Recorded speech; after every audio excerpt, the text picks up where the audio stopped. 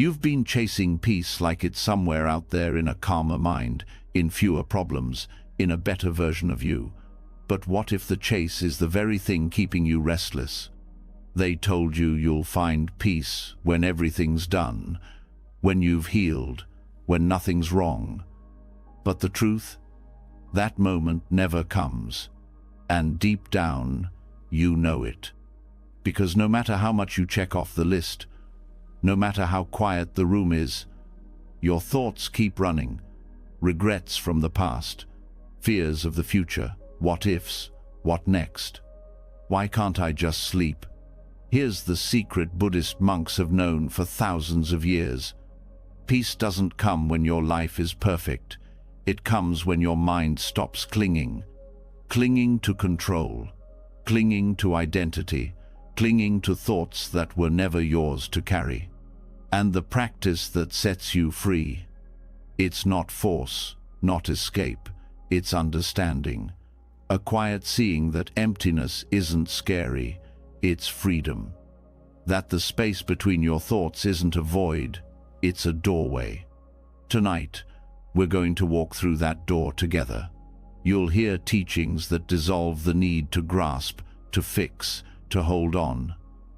And slowly, your mind will loosen its grip. Your breath will soften, the spinning will stop, and you'll finally feel it. That quiet stillness underneath it all, the peace that was never gone, just buried under noise. This isn't just another bedtime story. This is the beginning of something real. A gentle letting go, a return to now, to the you that's been waiting underneath it all. Are you ready? Let's begin. So many people search for peace in loud places, in accomplishments, in other people, in endless scrolling late at night, hoping to feel something different. But the present moment doesn't shout, it whispers. And most of us are too tense, too clenched, too far from ourselves to hear it. Right now, there's tension in your face you don't even know you're holding, around your jaw, between your eyebrows, behind your eyes. A tightness that doesn't just stay in your skin, it echoes through your entire nervous system. You've learned to wear this tension like armor, as if relaxing means you're weak, as if softening is giving up. But the Buddha taught something different. He smiled, not to pretend, not to impress, but because a soft face is a doorway to a soft mind. That smile wasn't a performance, it was a practice. A mirror of metta, loving kindness. That subtle, peaceful curve was a message not just to others, but to himself. A reminder, this moment is safe, this breath is enough, and compassion isn't something you give only to the world. It starts in your body. Let's begin. Soften the space around your eyes. Let your forehead melt, like warm wax loosening the tight places behind your thoughts. Release your jaw, that silent grip that tries to hold control even while you sleep. Let it go, let it hang, let it feel strange for a moment. You're not doing it wrong. You're finally doing it consciously. This simple act, relaxing your face, sends a message to your entire body. It's okay to rest. You are not in danger. You don't need to prove anything. You're not under attack. For many, tension becomes so familiar, it feels like part of who they are. Like the only way to survive is to brace for what's next. But awareness is how you interrupt that pattern. Facial awareness, in particular, is where you begin, because it's visible, because it's where you express emotion before you even speak, because your face holds more than expressions, it holds history. Think about how the face reacts to emotion. It tightens in fear, it flattens in despair, it stiffens in anger, but in presence, in pure, gentle awareness, it softens. That's not weakness. That's your body remembering it doesn't have to fight the moment anymore. A calm face brings your mind back into alignment with now, because the mind listens to the body more than you think. When the face is tight, the breath follows, shallow, sharp. But when the face softens, the breath deepens, as if your lungs just realized they had permission to open. And with that breath, a deeper awareness arrives, not from outside, from within. This is the foundation of Buddhist facial awareness. It's not about smiling to appear spiritual, it's about becoming aware of how the face reflects your inner state and how it shapes it too. It's about letting go of unconscious tension over and over without judgment, just noticing, softening, returning. There is a hidden wisdom in the eyes too. When they're darting, chasing, or avoiding, it's a mirror of the mind avoiding itself. But when the gaze settles gently, without needing to grab anything, something profound happens. The world comes to you. You don't have to reach anymore. You can just see. Softening the eyes is not just a bodily gesture, it's a spiritual posture. In Buddhist monasteries, students are taught to rest the gaze slightly downward, unfocused but present, as they meditate. Not because there's something magical in that direction, but because it lowers the mental urgency to react. It brings you closer to quiet. Facial awareness is often overlooked in meditation teachings, but it is one of the most direct ways to return to the present moment. Not through thinking, through sensing. When your face is soft, metta becomes more than an idea. It becomes embodied. That kindness toward others starts as kindness toward yourself, toward your skin, your breath, your muscles. You begin to relate to yourself not as a problem to fix, but as a presence to care for, gently, patiently, fully. And this soft attention ripples outward. People notice when your face carries softness. They feel it. It's like being in the presence of someone who isn't trying to win or escape or control the conversation. They're just here, and their calm becomes contagious. The practice of softening the face is not only for quiet rooms. It's especially useful in the moments when you feel triggered, irritated, or overwhelmed. Before you react, soften. Before you raise your voice, soften. Before you write that message, soften. This isn't about pretending to be peaceful.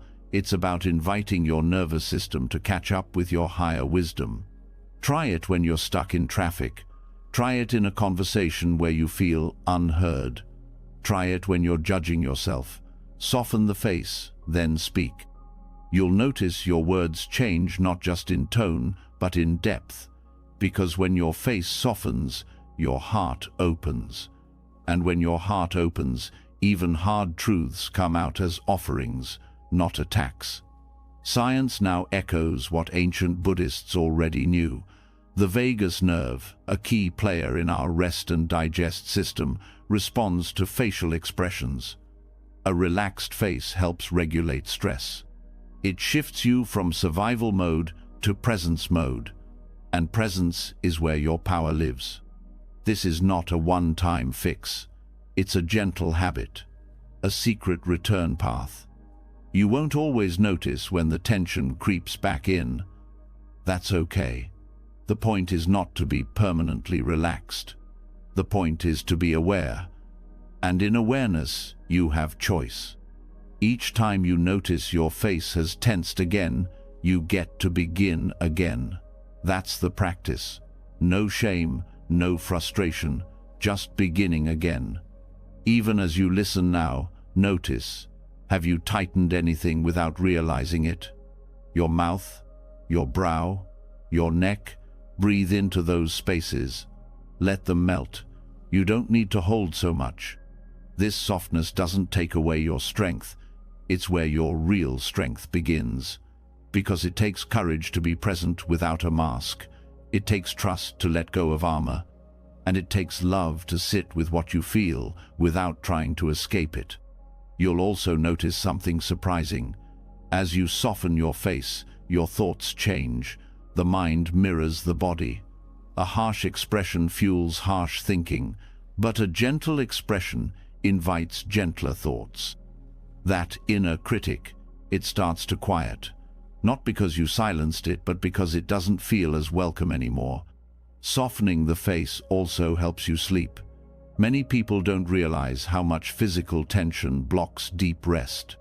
The muscles around the eyes and mouth often stay activated long after the day is over, as if they're still holding conversations that ended hours ago.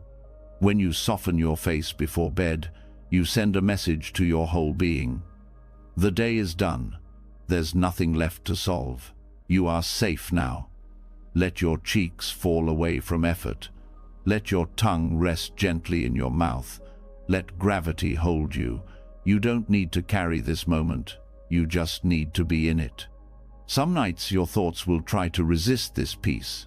They'll say things like, "But what about tomorrow?" Or, "I didn't do enough," or, "I need to figure it out." Don't fight those thoughts. Don't chase them either. Just soften the face and return to the breath.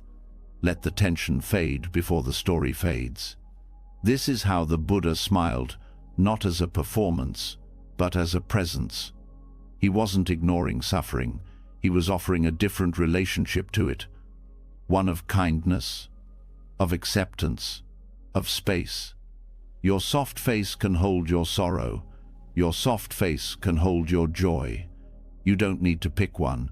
You don't need to push anything away. You just need to soften and stay. Because this moment doesn't need you to be perfect. It just needs you to show up gently, fully, honestly. So much of spiritual practice is about remembering what you already know. And your body knows more than you think. Your face knows how to smile without effort. Your breath knows how to soothe. Your awareness knows how to rest. When you're present, truly present, your face reflects that truth, not with forced peace, but with relaxed aliveness, with an openness that says, "I don't have to hold it all anymore." And in that openness, something beautiful unfolds. You stop trying to be somewhere else. You stop rushing the now. You stop believing peace is somewhere far away. Because it's right here, in the space between your brows, in the corners of your lips, in the breath that moves in and out without being told. Softening the face is one of the simplest things you can do, and it might just be the most powerful, because it brings you back not to some ideal version of you, but to the you that's always been here underneath the tension, the kind one, the quiet one, the present one. And as you drift towards sleep, you don't have to try to remember all of this. Your body remembers for you. Your breath carries it. Your soft face reflects it. Right now, your only job is to let go of the holding. Let go of the chasing. Let go of the fixing. Soften and stay. When the body softens, the breath deepens. When the breath deepens, the mind slows down. And when the mind slows down, a door opens. A quiet, subtle opening, not into more thoughts, but into the one who sees them, the one who has been here all along, behind the breath, beneath the emotions, before the story even began. In the stillness that follows relaxation, something becomes clear. You're not your tension, you're not your plans, you're not even your thoughts. You're the presence that notices them, the space in which they rise and fall. Thoughts come and go, sensations shift, emotions move like weather. But something watches it all, without needing to change it. That something is awareness. This awareness isn't flashy. It doesn't demand attention. That's why most people miss it. They're too busy being the thinker, the doer, the one who tries to hold it all together. But when you stop trying to fix or manage the moment, you may notice something strange. You're still here, even without effort, even without control. This is reflexive awareness. Not awareness of a thing, not the breath, not the body, not the sounds, but awareness of awareness itself. The recognition that you are the knowing, not just the known. The observer, not only what's being observed. This is not about thinking, "I am aware." It's not a concept, it's a shift, a clear seeing that requires no thought to sustain it. Most people live identified with what passes through awareness, their thoughts, their feelings, their roles. They become the sadness, the anxiety, the craving. They forget that all of it is being watched, and if it's being watched, it can't be what you are, because the one watching is always separate from what it sees. This doesn't mean disconnection, it doesn't mean cold distance, it means spaciousness. It means you are not trapped inside your thoughts. You are not stuck in your story. You are the sky, not the storm. And the more you turn toward that silent observer, the more you rest in something stable, something free, something that does not shake when the world around you does. You don't need to force this shift. In fact, you can't. You can only notice. You can only stop chasing the next moment long enough to realize this one is already full. Not with content, but with clarity. With a kind of gentle alertness that doesn't need to move. The practice is simple, but not easy, because the mind is used to objects. It wants to focus on something, the breath, a mantra, a sound. But awareness of awareness means turning attention back onto itself, not with effort, but with interest, with curiosity. What is it that knows you're breathing? What is it that sees this thought appear and fade? Don't try to answer it. Just look. Just rest as that noticing. It's not about disappearing or zoning out. It's about being so fully present that there's nothing left to chase. The need to define, label, and judge loses power. What's left is just being. This is the heart of many advanced Buddhist teachings. In Dzogchen and Mahamudra traditions, they speak of the view, the natural, effortless awareness that underlies all experience. It's not something you create, it's something you uncover, like wiping steam off a mirror that's always been clear underneath. But this is not just for monks or mystics. It's for you, right now, lying in bed, with your phone glowing and your mind halfway between sleep and thought. This awareness is already here. You've never not had it, you just rarely look at it directly. So, how do you stay with it? First, relax the need to do it perfectly. That's just another thought. Instead, get interested in the one who sees the thought. Don't judge the noise. Let it come. Let it pass. But instead of following each one, rest as the stillness they move through. When a thought arises, notice that something sees it. Stay with that noticing. Let the thought fade, and stay with the clarity that remained. Do this over and over, not as a task, but as a gentle returning, like coming back home after a long day of pretending to be everything else. There's no need to manipulate your experience. Awareness doesn't need silence to notice. It doesn't need special feelings. It doesn't need your mood to be calm. In fact, it shines most clearly when the mind is loud, because then the contrast becomes obvious. I am not this storm. I am the one watching the clouds. You'll find over time that even the sense of being a separate watcher begins to dissolve, because awareness has no shape, no edge. It is not someone looking at something. It is the field in which all appearances come and go. That includes the body, that includes the self. That includes even the sense of being a spiritual person trying to awaken.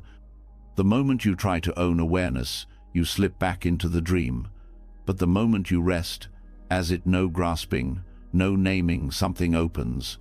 A deep ease arises, a silence that isn't empty, but alive. This is not about escaping the world. It's about seeing clearly. When you live from this reflexive awareness, you respond instead of react. You see others not as characters in your story, but as expressions of the same presence. Compassion flows naturally, judgment softens, because you know they, too, are struggling with storms they think they are. Awareness is not emotionless, it feels everything, but it doesn't get pulled under, it doesn't lose itself. It holds everything gently, with space, with patience, with love. You may notice that in this space, nothing really needs fixing. The present moment reveals itself as whole. The compulsive urge to chase, fix, escape it quiets. Because when you are deeply here, not just in body but in being, there's nothing missing. Even the question, "Am I doing it right?" becomes irrelevant, because the one asking the question is seen, and once it's seen, it's no longer you. It's just another thought, arising and falling, like a wave on the surface of a still lake. This practice transforms more than meditation. It changes how you live, how you listen, how you love. Because when you rest in awareness, you don't need others to complete you. You don't need the moment to be different. You meet life as it is, not with resistance, but with presence. Even conflict feels different. You hear the angry words, but you don't take them in. You feel the rise of emotion, but you don't drown in it. You can feel sadness, but you're not broken by it. Because there is space, because there is seeing, and in that seeing there is freedom. Let yourself be guided by this awareness tonight. As thoughts rise, don't chase them. As memories flicker, don't resist them. As sensations shift, just watch. Don't try to change what you see. Let it all be as it is. The only thing that matters is the seeing itself.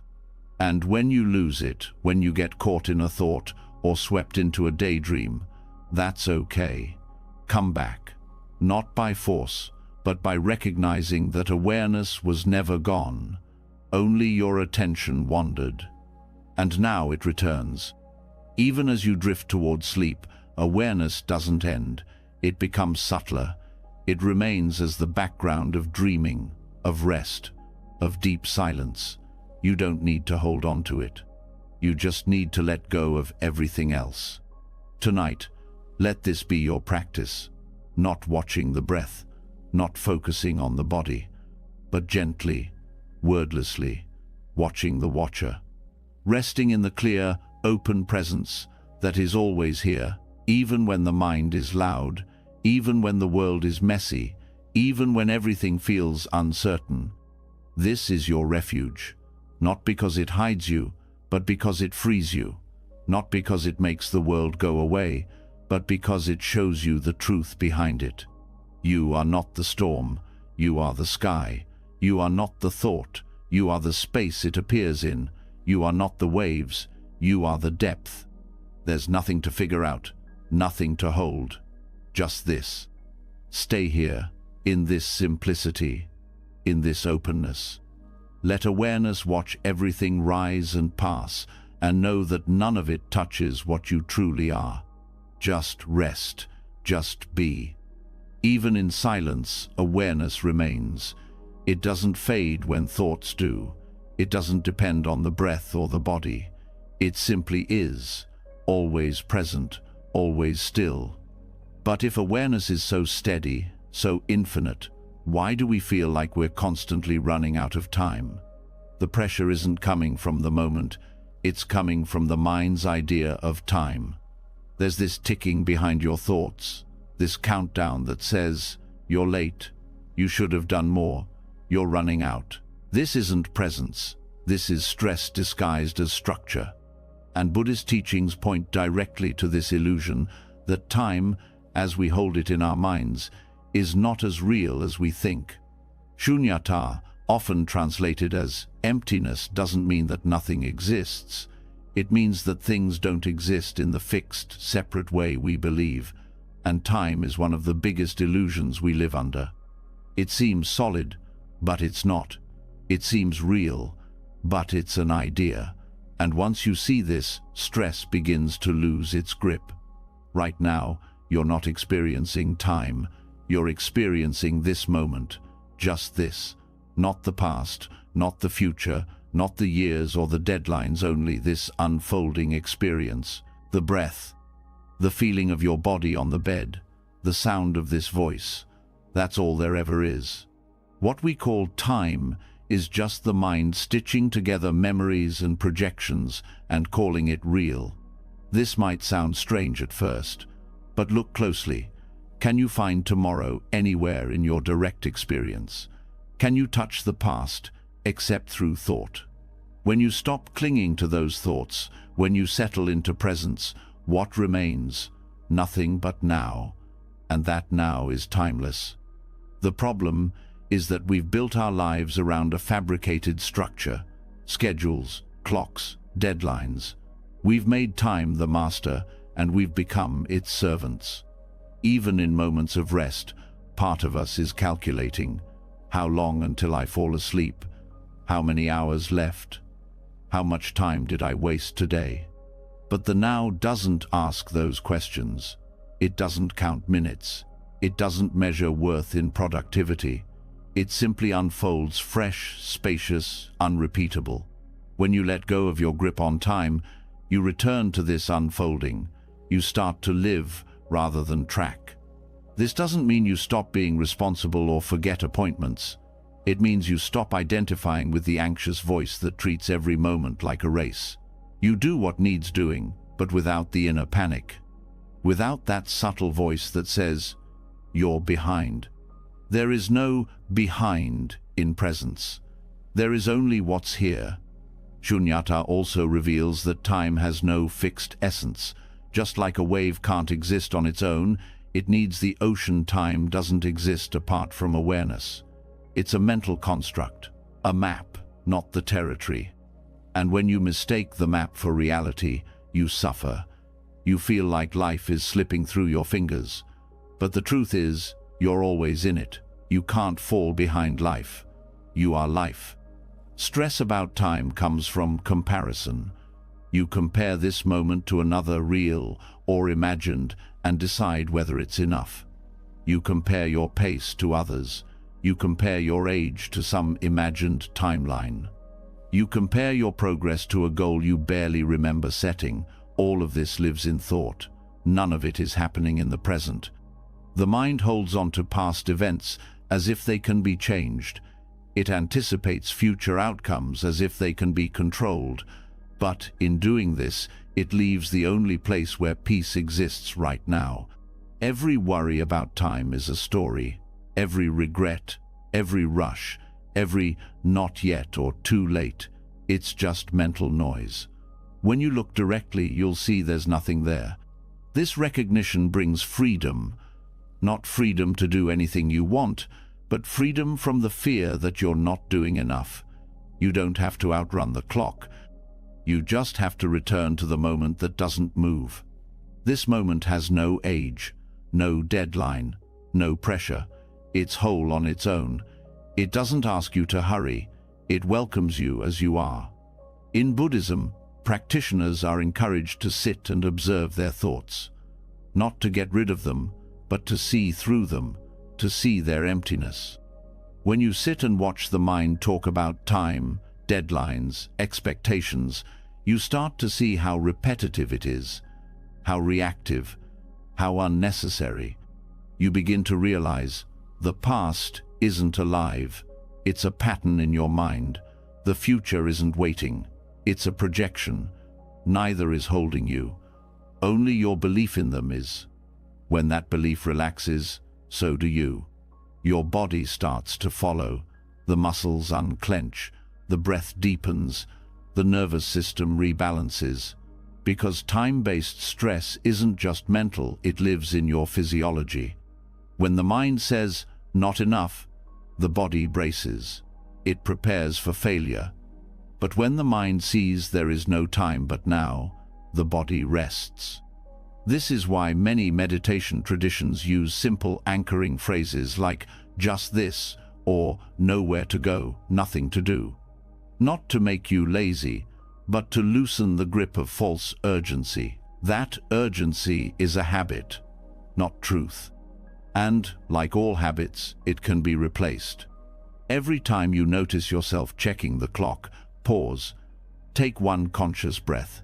Ask yourself, is there an emergency right now? Almost always, the answer is no. What feels urgent is usually just a thought spinning in circles. This is not about ignoring reality, it's about responding with clarity. You still show up, You still take care of your life, but you do it from stillness, not strain. And this stillness is what time can never touch. It's deeper than your schedule, it's older than your plans. It's the still point that was here before the calendar was invented. You can sense it in the space between thoughts. You can feel it in the pause after a breath. You can find it in those moments when you forget what time it is, not because you're distracted, but because you're fully here. Those moments are glimpses of truth. They're reminders that time is a tool, not a cage.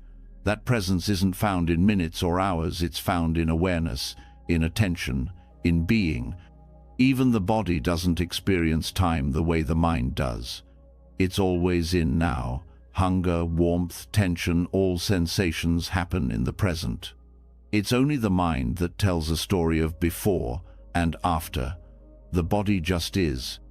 When you start living more from the body, from presence, you begin to feel timeless. Not in the sense that you stop aging, but in the sense that you stop suffering under the weight of age, the pressure of goals, the panic of passing years. You begin to live with more depth and less rush, more wonder and less expectation, more being and less becoming. This isn't a philosophy, it's a practice. It begins with awareness, with watching how often the mind uses time to create suffering. I should be farther along. It's too late for me. What if I don't make it in time? These thoughts are not reality. They're habits, learned patterns. You can learn new ones. You can train the mind to rest in now. Start small. Notice the tension in your body when you're rushing. Ask yourself what you're rushing toward. Ask if peace is available now, without finishing anything. It always is. Let your attention return to this breath. Not the one before it, not the next one, just this. This breath has no clock, no goal. It simply is. In the same way, your being has no clock, no goal. You don't need to become anything. You are already here. The world may ask for your time, but it cannot take your presence unless you give it away. Choose to stay here, not in the story of how late you are, not in the pressure to catch up, but in the fullness of now. Now is not a second on a clock. Now is awareness without distraction, consciousness without division. It is whole, complete, untouched by the mind's games. When you rest in this now, the weight of time lifts. You feel spacious, not because anything changed, but because you stopped measuring, you stopped resisting. You let this moment be enough. And it is. It always was. When the weight of time falls away, what's left is space open, silent, unmeasured. In that space, peace is natural. But peace doesn't mean life stops. The phone rings, someone knocks.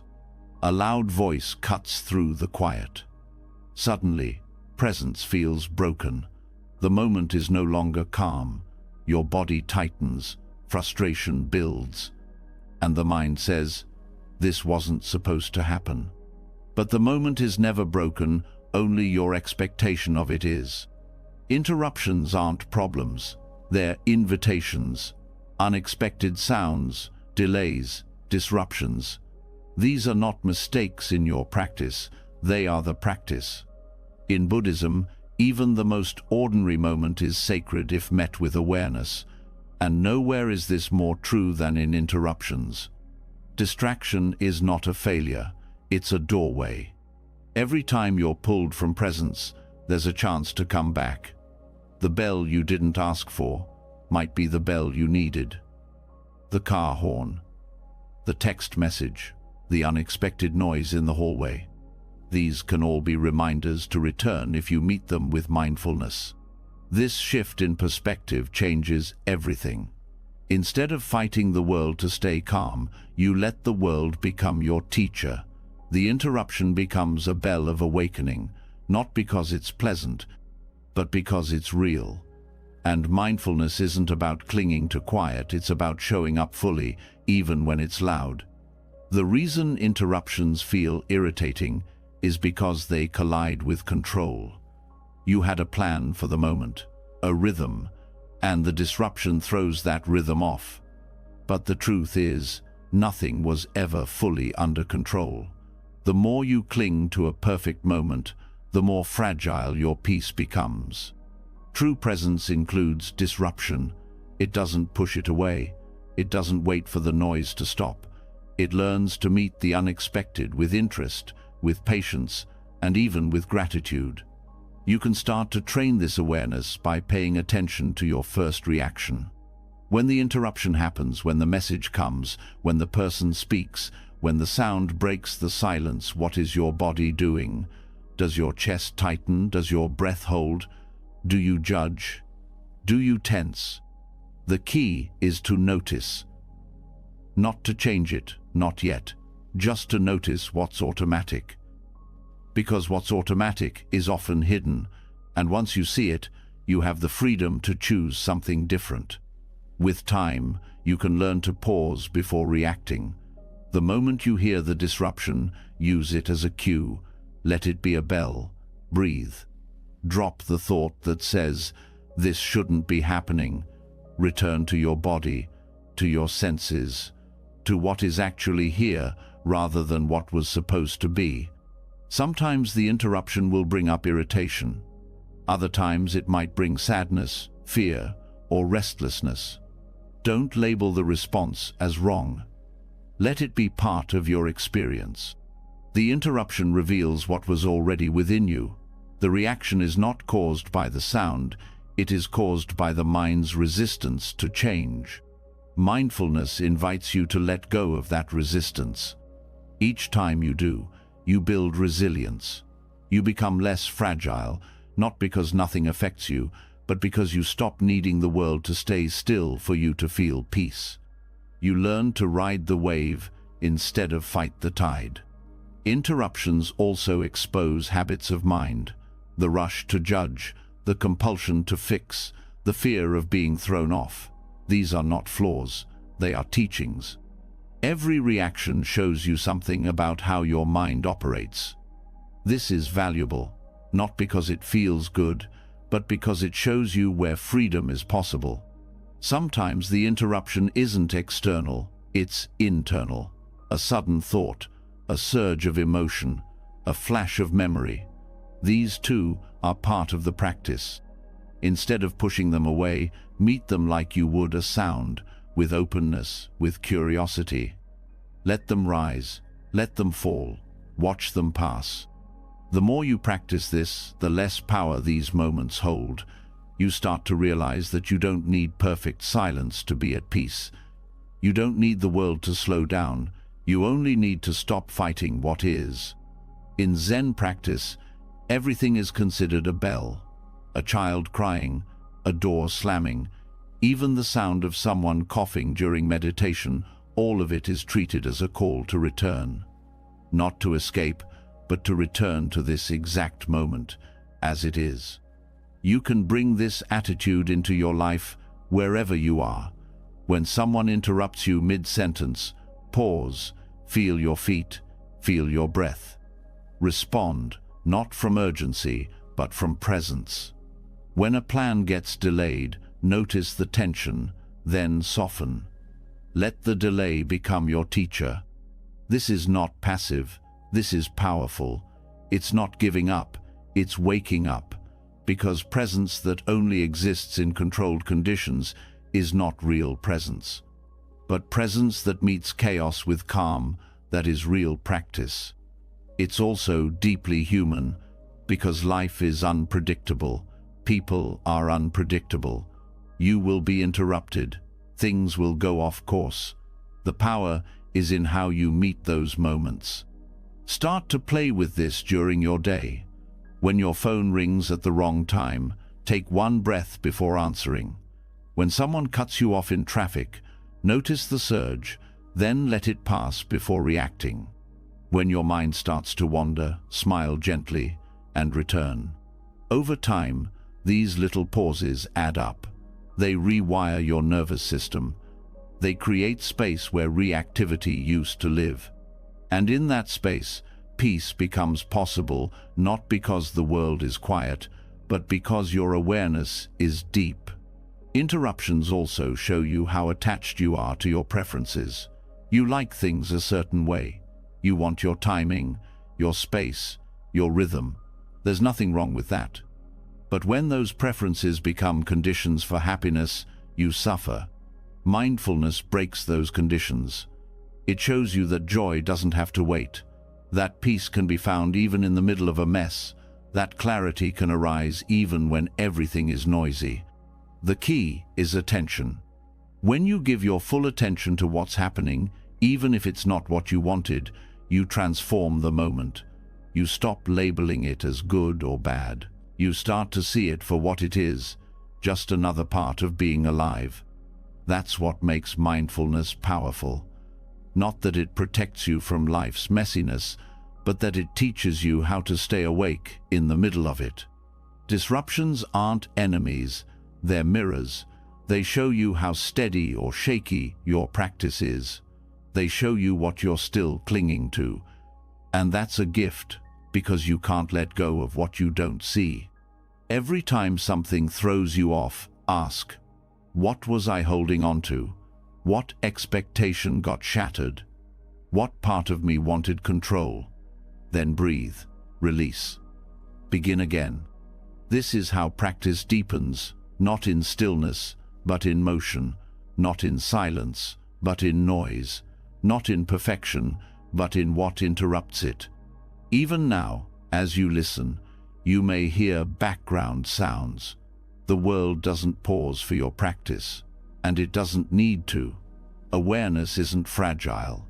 It can hold everything, the sounds, the movement, the unexpected, without collapsing.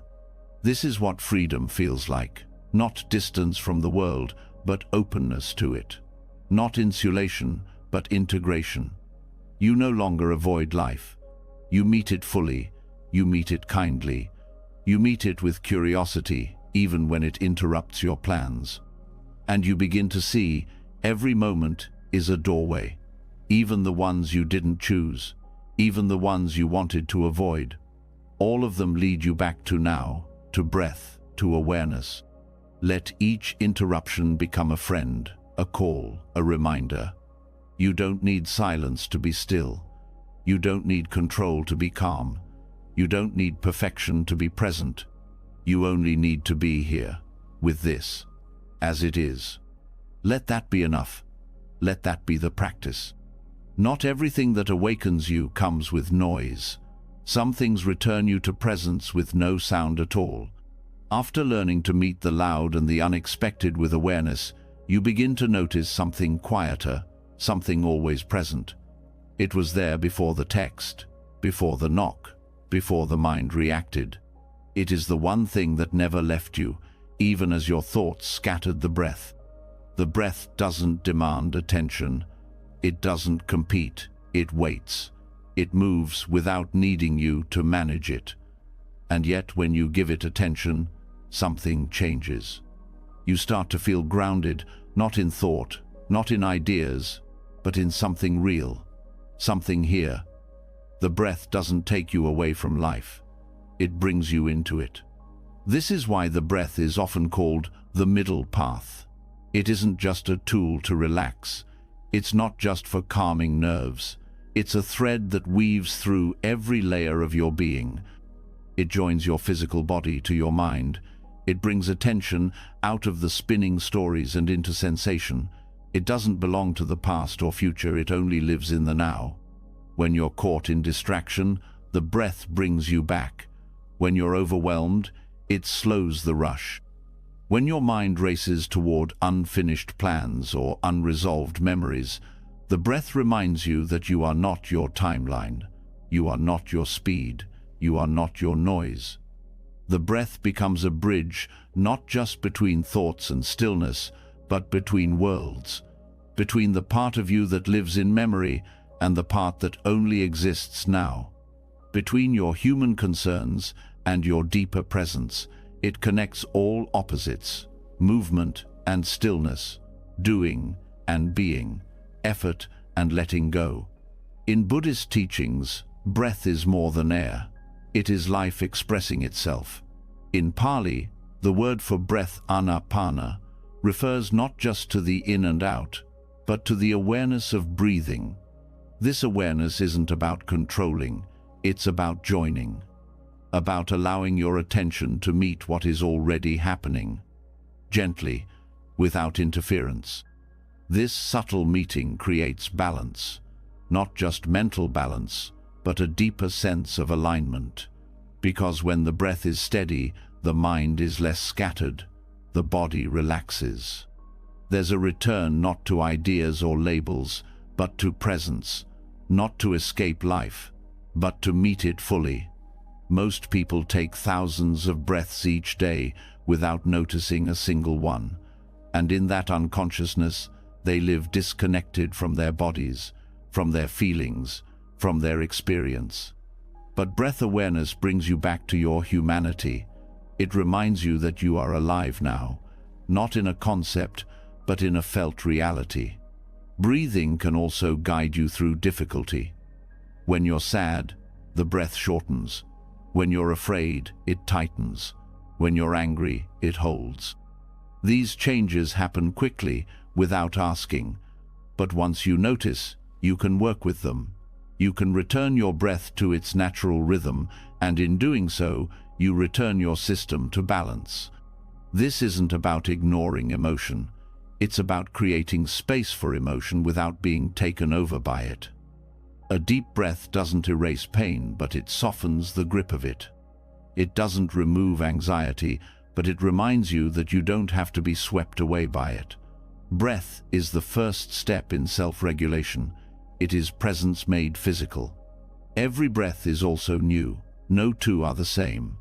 This means each one is a new chance, a fresh beginning. You don't need to wait for the next day, or the next retreat, or the next goal. The next breath is the return, right here, right now. The more you train your attention to rest in the breath, the more you begin to feel its subtle intelligence. You'll start to notice how the breath responds to your attention, how it lengthens naturally when you're calm, how it shortens when you're distracted. You start to develop a relationship with it, not as a function, but as a teacher. In many contemplative traditions, the breath is not just used as a tool, it is treated as sacred. It is seen as the first expression of life and the last thing to leave at death. Everything in between is connected by breath. It doesn't belong to any one religion. It belongs to life itself. Using the breath as a bridge also helps integrate the body into awareness. It's easy to get stuck in the head, analyzing, interpreting, spinning. But when you return to the breath, you return to the body, to the chest rising, the air moving through the nose, the belly expanding and falling. These sensations don't require thinking. They bring you out of concept and into contact. You stop theorizing about presence and start feeling it. The more you feel, the more grounded you become, not just in meditation, but in daily life. Breath also creates rhythm. A steady breath creates steady presence. An unsteady breath reveals where tension lives. You don't have to judge the breath. You just need to notice it. This noticing, without controlling, begins to relax the entire system. You may also find that your breath reveals things you weren't conscious of. A tight inhale might show you where you're holding fear. A shallow exhale might reveal a reluctance to let go. The breath becomes a mirror, reflecting back the inner state. And like any good mirror, it doesn't lie. When you develop intimacy with your breath, it becomes a refuge, not something you run to only in panic, but something you rest in throughout the day. You check in, you return. It becomes a home you carry with you. You begin to respond to life differently. When something difficult happens, your first move is not reactivity. It's a breath. That pause, that moment of feeling the air move, is enough to change the direction of your reaction. You become less automatic, more intentional. This changes how you speak, how you listen, how you think, Instead of rushing to fill silence, you breathe through it. Instead of reacting from habit, you create space. In that space, awareness flows in, wisdom flows in. The breath also connects you to others. When you're in conversation, both of you are breathing. There's a shared rhythm, a shared humanity. In mindful communication, you breathe as you listen. You breathe as you speak. This slows everything down. It makes the exchange more honest, more grounded. Even conflict feels different when approached from the breath. Instead of matching someone's tension, you return to your breath. You root yourself. You speak from the calm, not the chaos. This is not weakness. It's power rooted in presence. Breath is also key to emotional processing. Instead of suppressing feelings, you breathe into them. You let them arise, be seen, and pass. The breath gives them space. It makes you spacious enough to hold what comes. This holding is not detachment, it's deep presence.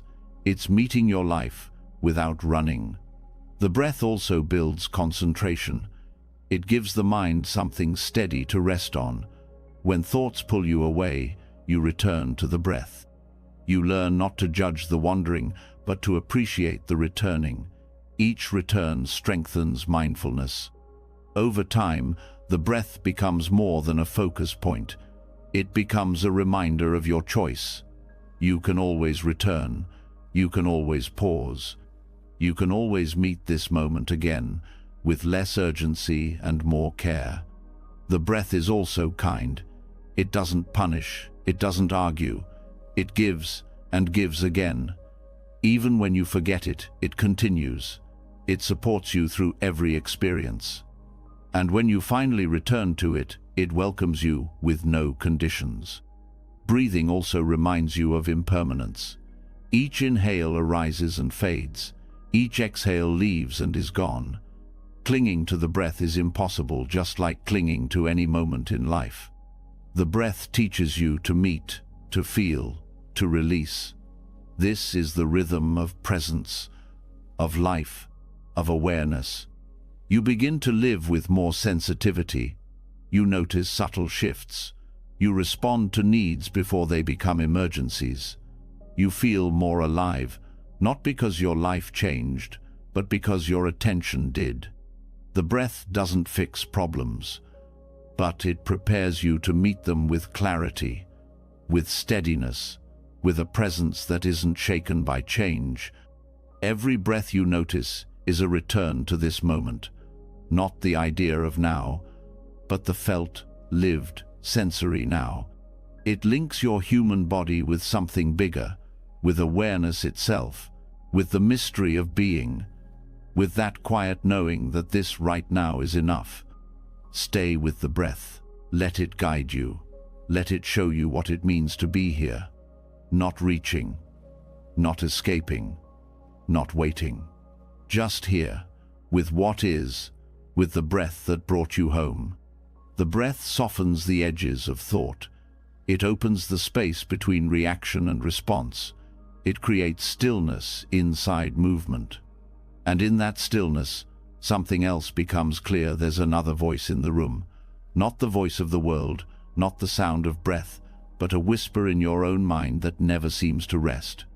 The inner critic. Even in silence, this voice speaks. It tells you you're not doing enough. It questions your worth. It compares, doubts, judges. Sometimes it pretends to be helpful. Sometimes it tries to protect you from failure or embarrassment. But at its core, it's fear wearing the mask of logic. And for many, this voice has become so normal, so constant, they barely notice it anymore. It blends in as if it were truth. But it's not. Buddhism teaches us that how we speak matters, not just to others, but to ourselves. Right speech is one of the Eightfold Path's ethical principles. Often taught as a guide to external communication, truthfulness, kindness, and purpose, it also applies deeply to how we relate to our own inner world. Because the way you talk to yourself shapes how you live. It shapes your mood, your choices, your capacity to be present. When your inner voice is harsh, the body tenses. The nervous system enters defense. The breath becomes shallow. Your energy gets drained, not by the world, but by your own inner commentary. Words, even silent ones, carry weight. Right speech toward the self begins with noticing. You can't change what you don't hear, so start listening not with judgment, but with interest. How do you speak to yourself when you make a mistake? When you fall short, when you feel uncertain or vulnerable? Do you call yourself names? Do you repeat old criticisms? Do you use words that shrink you? The first shift is awareness, not to correct immediately, but to witness, to observe the tone, the pace, the habit. This observation alone begins to create space between you and the critic. It reveals that this voice is not who you are, it's a pattern, and like any pattern, it can be changed. Right speech asks 3 questions before speaking. Is it true? Is it kind? Is it necessary? Apply those same questions to your inner voice. When the mind says, "You're a failure," pause. Ask, "Is this true, or is it just fear?" Ask, "Is this kind? Would you say this to someone you love?" Ask, "Is this necessary? Does this comment bring clarity or confusion?" Most of the time, the critic fails the test. Its words are exaggerated, its tone is unkind, its impact is heavy. Recognizing this doesn't mean fighting the voice, it means shifting your relationship with it. You don't have to argue. You don't have to agree. You can simply choose a different response. Gentleness is not weakness. Speaking kindly to yourself doesn't mean lying or avoiding responsibility. It means staying close to the truth without adding unnecessary pain. It means treating yourself as someone worthy of care. Instead of saying, "I'm so stupid," say, "I made a mistake, but I'm learning." Instead of saying, "I'll never get this right," say, "This is hard right now, and that's okay." Instead of collapsing into judgment, lean into curiosity. Curiosity opens doors that judgment slams shut. You begin to see that most self-criticism is rooted in fear.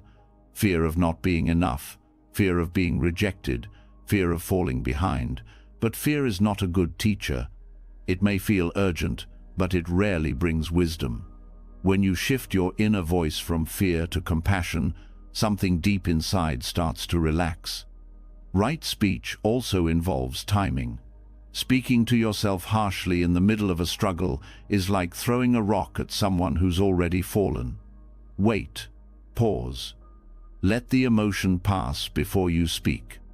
You don't have to fix everything immediately. You don't have to have answers. You only have to be present. Presence is often more healing than solutions. The inner critic also tends to speak in absolutes: always, never, can't, should. These words create tightness. They shrink possibilities. Replace them with softer language. Instead of, "I'll never figure this out," try, "I'm working through it." Instead of, "I always mess up," try, "Sometimes I struggle and I'm growing." Small changes in words create big shifts in energy. It's not about being positive all the time. It's about being honest without being cruel. It's about meeting yourself where you are, not where you think you should be. Compassionate speech toward yourself also means naming the good. The mind often clings to flaws and overlooks growth. Take time to acknowledge effort, to notice progress, to say thank you to yourself. Not in a forced way, but in recognition of truth. You've made it through difficult days. You've learned. You've kept going. That deserves to be seen. The more you practice right speech internally, the more natural it becomes. It's like watering a seed. At first, the soil might feel dry, the words might feel awkward. But with time, new growth emerges. A different tone, a different relationship with yourself, one that's grounded in understanding, not judgment. This practice also brings humility. It shows you how many of your struggles are made heavier by your own thinking, not because you're flawed, but because no one taught you another way. Now, you have the chance to learn, to speak differently, to relate to your inner life with care. Right speech also includes silence. Sometimes, the kindest thing you can say to yourself is nothing at all. Let the breath speak. Let the body speak. Let presence hold what the mind tries to label. Words are powerful, but they are not always needed. Create space between thoughts, between reactions. Let the silence teach you. Let it soften you. This practice also affects how you relate to others. When your inner voice becomes gentler, your outer voice follows. You become less reactive, less harsh, more patient, more real. You stop projecting your inner war onto the world. You also become more forgiving, because you know what it feels like to struggle with your own mind. You know what it's like to stumble. So you meet others with empathy, not judgment. This is not weakness. It's maturity. Self-compassion creates a foundation of safety. From that foundation, growth is possible. Change becomes easier, not because you push harder, but because you feel supported by your own attention. This shift is not instant. It's gradual. It unfolds over time. But every moment you choose a kinder word, every time you soften the tone, you are training your mind. You are planting seeds of peace. Eventually, the critic loses its grip. It still appears, but it no longer controls. It becomes background noise, not the main voice. And in its place, something else arises, a voice of wisdom, a voice of presence, a voice that doesn't rush or judge or demand. That voice speaks from the breath, from the body, from awareness. It says, "You're doing your best." It says, "This moment is enough." It says, "Stay." Let that be the voice you trust. Let that be the speech you return to. Gentle, honest, present. When the voice inside you softens, the world outside begins to sound different too. The pressure lowers, the tone changes. You no longer rush past the present moment, trying to escape your own thoughts. You start to hear life again, not as background noise, not as something to filter out, but as part of your experience, as something alive, as something worth listening to. Sound is one of the fastest ways to return to presence. It happens instantly, without needing effort. Before a thought forms, before attention drifts, sound reaches you. It is constant, whether loud or soft, clear or subtle. You don't have to search for it. You don't have to analyze it. You just have to let it in. Auditory awareness is the practice of full listening, not to words, but to raw sound. Not to meaning, but to vibration. It is mindfulness through the ears, and it's often overlooked. People chase silence as if that's the goal, but the present moment includes sound. The hum of the fridge, the wind moving past a window, the click of footsteps, the rustling of fabric. All of it is here. All of it can bring you back. The beauty of this practice is that it asks for nothing extra. You don't need special equipment or a meditation cushion. You only need to listen, not with the intention to judge or fix, but with the intention to receive, to become aware of sound as it is, without resistance. This kind of listening isn't passive, it's alive. It wakes you up from thought. You stop narrating your experience and begin to feel it directly. Sound is not just a background to life, it's a doorway into it. You can begin with whatever is already here. Close your eyes, even for just a moment, and allow the ears to open fully. Notice the closest sound, then the farthest, then the space between them. There is always a rhythm, a layering, an unfolding. And unlike the inner voice, sound has no commentary. It just moves. It doesn't argue. It doesn't plan. It doesn't replay the past. It arises, lasts briefly, then dissolves. This is presence in motion. This is the now made audible. You may notice how often the mind filters sound. It decides what to pay attention to and what to ignore. It calls one thing beautiful and another annoying. It holds preferences. But when you practice pure listening, you drop the labels. You let a car horn be no different from a bird call. You hear tone, pitch, texture, not story. This changes your relationship with your surroundings. Sounds stop being problems and start being experiences. Even something previously irritating can become interesting. A dripping faucet becomes a pattern. The hum of traffic becomes a low drum. You begin to feel less like you're being interrupted and more like you're being reminded to return. Every sound is a call to be here, not in thought, not in memory, but in your body, in your senses, in your awareness. Listening also teaches humility. You realize how much you usually talk over reality, how often you fill silence with assumptions. When you start to truly listen, you let the world speak, and it always has something to say. Sound grounds you in the moment, but it also deepens your connection to space. You become aware of distance, direction, movement. You feel yourself in relation to everything around you, not as separate, but as part of a larger whole. This is embodiment through sound. It also helps calm the nervous system. When you listen without resistance, you shift from reaction to receptivity. You're no longer tensing against noise, you're allowing it to pass through you. This teaches your body that not every sound is a threat, that you can stay soft and alert at the same time. You don't have to like every sound, but you can let every sound become part of the moment. This openness is what transforms your experience. You can take this practice into daily life. Listen while walking, not just to music, but to the world around you, the sound of your shoes, the leaves moving, the rhythm of distant voices. Let it all in, just as it is.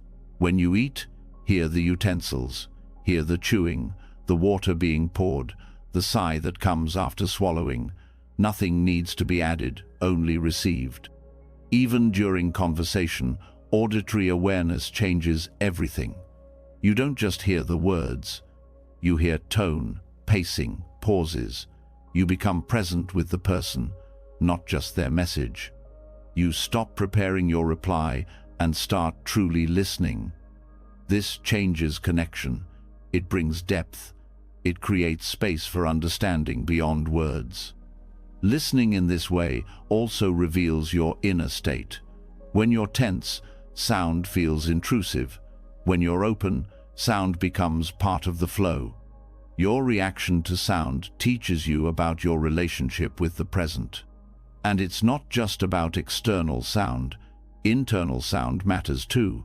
The subtle ring in the ears, the sound of breath, the pulse in your head. These too can be noticed.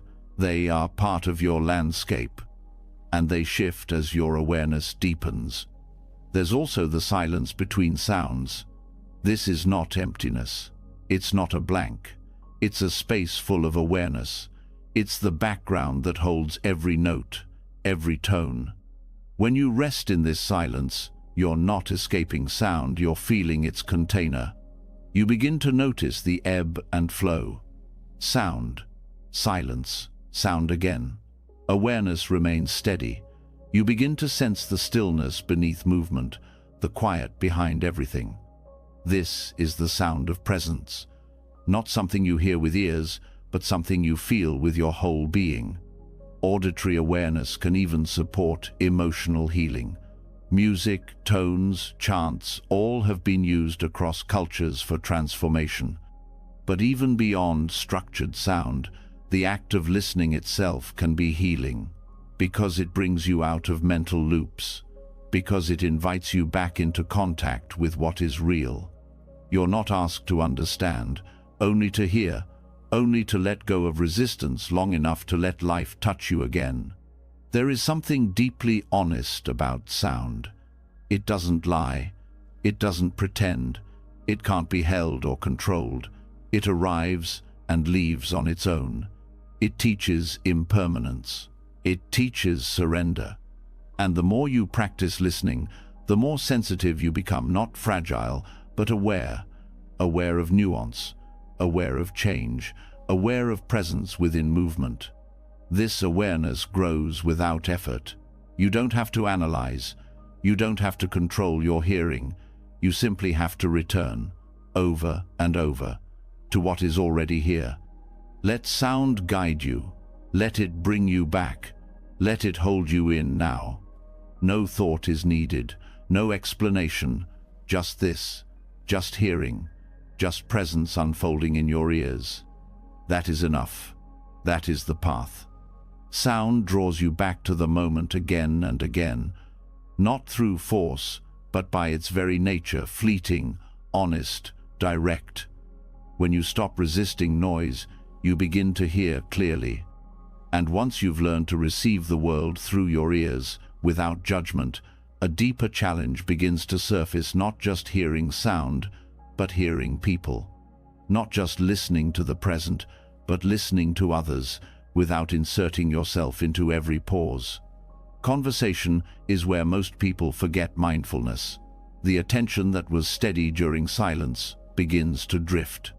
The moment someone speaks, the mind begins rehearsing a response, creating arguments, forming stories. Instead of being with the person speaking, you're inside your own thoughts, preparing to be heard. This habit is common, but it prevents real connection. It turns every conversation into a competition for space. Letting go of the urge to prepare your next sentence changes everything. It's not about saying nothing, it's about being fully present before you speak. That pause, that willingness to wait, makes room for something real to arise. You stop reacting from old patterns. You start responding from clarity. This practice requires presence that is felt, not performed. It asks for honesty. It requires you to hold back the impulse to correct, to fix, to steer the conversation toward your comfort. And this takes courage, because it often means surrendering control. But in that surrender, something powerful happens. You start to actually hear the other person. Not just their words, but their intention, their emotion, their need. When you drop your agenda, the other person feels it. They feel the space around your attention. They feel seen, not as a character in your story, but as someone whole in their own right. That alone can shift the energy in a conversation. Defensiveness softens, walls come down, trust builds. This type of listening isn't passive. It's not about sitting quietly while planning your next opinion. It's active in a deeper sense. You're engaged not with your arguments, but with your awareness. You're attending to tone, rhythm, silence, and the emotions beneath the surface. You're meeting the moment without reaching for control. This doesn't mean you agree with everything you hear. It means you stay open long enough to understand before you evaluate. It means that instead of assuming, you listen. Instead of rushing to reply, you slow down. Instead of defending your position, you give space to theirs.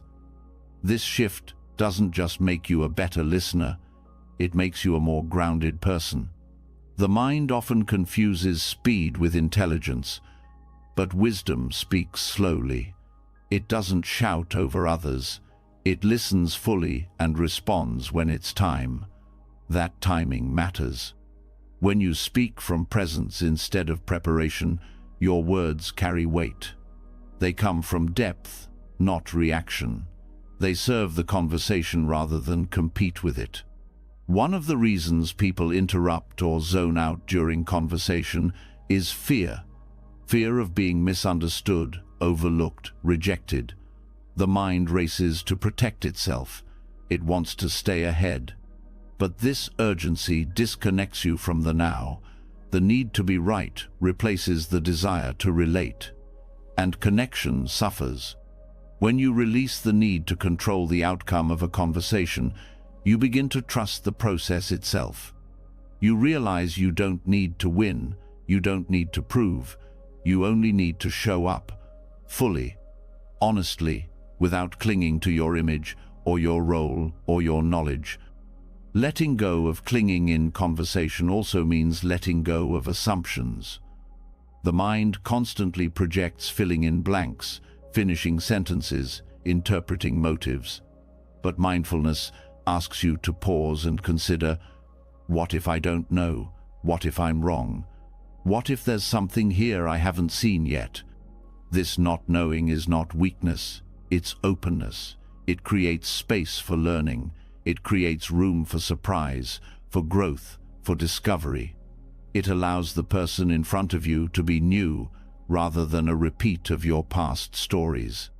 Silence plays a key role in this practice. Most people are uncomfortable with it. They rush to fill the gap. But when you allow space between words, something deeper can emerge. You don't just speak out of habit, you speak when it matters. And sometimes you don't speak at all. Sometimes listening is enough. Being mindful in conversation also means being aware of your body. Are you leaning in or pulling back? Are you breathing or holding your breath? Are your shoulders soft or tense? These physical signals give you insight into your state of mind. They show you where you might be clinging, where you might be resisting. Bringing awareness to these signals helps you self-regulate. It helps you return to presence. You realize that being in conversation doesn't mean abandoning yourself. You don't have to disappear. You don't have to perform. You can be fully here, aware of yourself and the other at the same time. This balance between self and other is the heart of mindful communication. It's not about sacrificing your truth for harmony. It's about holding both truths gently. It's about listening without disappearing, speaking without dominating. You also start to notice your emotional triggers. Certain words or tones may cause reactivity. The old habit is to respond instantly, to defend or withdraw. But mindfulness offers another option. Pause, feel, breathe, then speak. That small shift changes everything. It breaks the cycle of unconscious reaction. This practice can be especially powerful in difficult conversations.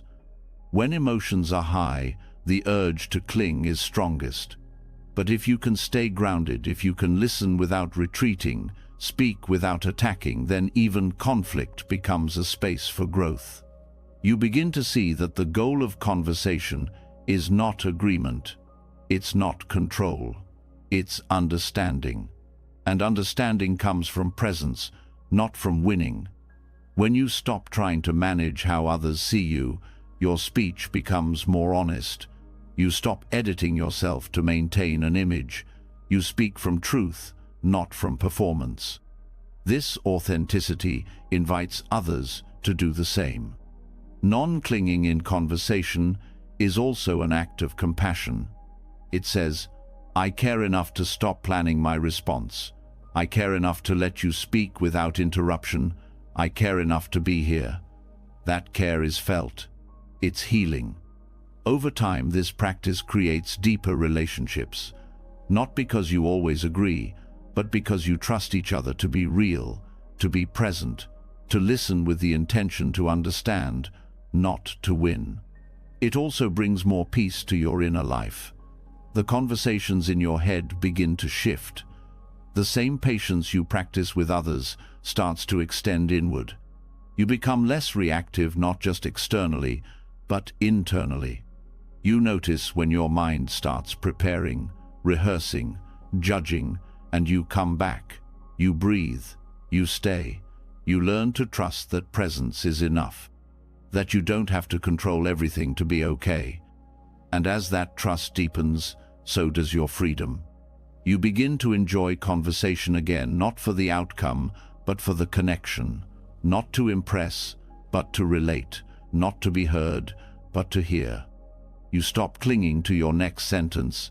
You stop clinging to your point. You stop clinging to your need to be understood. And in that release, presence becomes possible. You speak less, but you say more. You listen more, but you lose nothing. You return to now, again and again, even in the middle of dialogue, even in the middle of misunderstanding. This is what it means to be truly present with another human being. To meet them without armor. To listen without grasping. To speak without fear. To stay. Letting go of control in conversation teaches you something that reaches far beyond words. You begin to see that so much of what drives restlessness is not external. It's not the other person. It's the subtle grasping for validation, certainty, and approval. It's the belief that something else needs to happen before you can feel peace, that something more will finally make things feel complete. But what if nothing more is needed? The mind has been trained to move forward toward the next sentence, the next goal, the next version of yourself. And while awareness can slow this momentum, the root of that movement is often harder to face. It's the belief that now is not enough, that you are not enough, that life, in this exact moment, is somehow incomplete. This belief creates tension, it builds pressure, it feeds anxiety. In Buddhist practice, there is a word that offers a different path, santuti. It means contentment. Not passive acceptance, not resignation, but a steady knowing that this moment, as it is, holds enough. This doesn't mean you stop growing. It doesn't mean you stop dreaming. It means you stop tying your peace to the future. Contentment isn't about having less. It's about needing less to feel whole. It's about stepping out of the story that says you'll be okay when you get there, when you reach that number, complete that task, fix that flaw. That story has no end. It only creates a quiet dissatisfaction that follows you no matter how much you accomplish. The idea that something is always missing is deeply conditioned. From a young age, you're taught to strive, to achieve, to improve. And there is nothing wrong with effort. But when striving becomes your identity, you lose sight of presence. You live in the next thing. You forget how to feel content with what already is. Contentment begins with a pause. It starts by noticing what's already here. Your breath, your body, a small quiet. It doesn't need to be impressive. It only needs to be real. Santuti invites you to turn toward your current experience, not with judgment, but with appreciation. Noticing that you are breathing, that you are supported, that this moment, even with its imperfections, is whole in its own way. The mantra of enough is not a sentence you repeat, it's a truth you live into. It says, I don't have to chase peace. I don't have to earn worth. I don't have to improve myself into happiness. I can rest in what's here. I can meet this life, right now, without turning it into a project. This practice doesn't deny pain.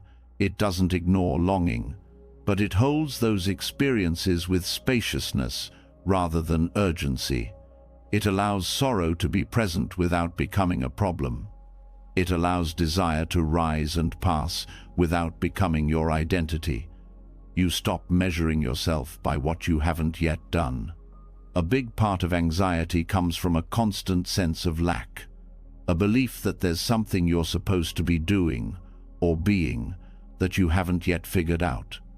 Santuti cuts through that belief. It reminds you that the moment you're in is not a placeholder. It's not preparation for something better. It is your life. This doesn't mean you don't have goals. It means your sense of peace isn't postponed until they're achieved. It means you're not waiting for life to begin once you become a different version of yourself. You stop trying to outrun the now. You also begin to recognize the cost of never feeling satisfied. It shows up as burnout, even when you're achieving. It shows up as numbness, even when things are going well. When your attention is always fixed on what's next, you miss the richness of what's here. You miss the small joys, the quiet beauty, the ordinary magic. Contentment invites you to slow down enough to notice the way light moves across the wall, the rhythm of your steps, the warmth in your hands. These aren't distractions from the important things. They are the important things. When you begin practicing Santutthi, you might notice resistance, a voice that says, "But if I stop pushing, I'll fall behind." This voice is understandable. It's been trained to equate striving with value. But contentment doesn't mean giving up. It means working from wholeness, not lack. It means moving with the moment, not against it. And what you find is that when you act from contentment, your actions become clearer. You're not driven by fear. You're not reacting to insecurity. You're choosing from a place of stability. This brings more efficiency, not less. More clarity, not confusion. You also begin to recognize how much of your thinking is about getting somewhere. The mind says, "When I figure this out," or "once this is fixed." These thoughts create tension because they take you out of now. But when you meet those thoughts with awareness and return to Santutthi, you feel yourself soften. You remember that the future is always an idea, that you are already here. You don't have to abandon growth, but you can let go of becoming as your identity. You can be rooted in the present and still move. You can hold contentment and direction at the same time. Santutthi also helps you relate to others differently. You stop comparing constantly. You stop using other people's lives as a measuring stick. Instead of feeling behind, you feel grounded. You begin to celebrate what others have without feeling like it takes anything from you. You stop turning connection into competition. This inner shift is subtle but profound. You notice when your language changes. You start saying, "This is good," instead of, "It'll be better when." You say, "I have enough," instead of, "I need just one more." You feel less grasping, less craving, more peace. Craving is a central cause of suffering in Buddhist teaching. It's not just craving for things, it's craving for moments to be different than they are. Contentment dissolves craving not by force, but by awareness. You see the craving arise. You don't follow it. You stay. You breathe. This also supports emotional balance. When something difficult happens, you don't feel like your whole peace is ruined. Contentment gives you an inner stability that doesn't depend on mood or outcome. You're able to feel discomfort without collapsing into it. You're able to hold joy without fearing its end. You stop expecting life to feel a certain way before you can relax. You start relaxing now. This practice can be cultivated anywhere. When you eat, notice the taste fully. Let it be enough. When you walk, feel your feet. Let it be enough. When you rest, let it be rest, not preparation for doing more later. Even the breath becomes a place to return, not to control it, but to notice that it's happening, that you are supported, that nothing more needs to happen for this moment to be real. Santutthi doesn't come from retreating into isolation. It lives in ordinary life. It grows in grocery lines, in traffic, in waiting rooms. These moments where the mind wants more speed, more progress, are where contentment is most powerful. You begin to notice how often peace is available if only you stop looking past it. This doesn't mean life becomes passive. It becomes intentional. You don't stop creating. You stop overreaching. You don't stop caring. You stop controlling.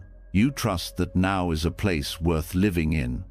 And from that trust, your whole inner world shifts. The heart softens, the breath opens, the nervous system relaxes. You stop needing the next moment to fix the current one.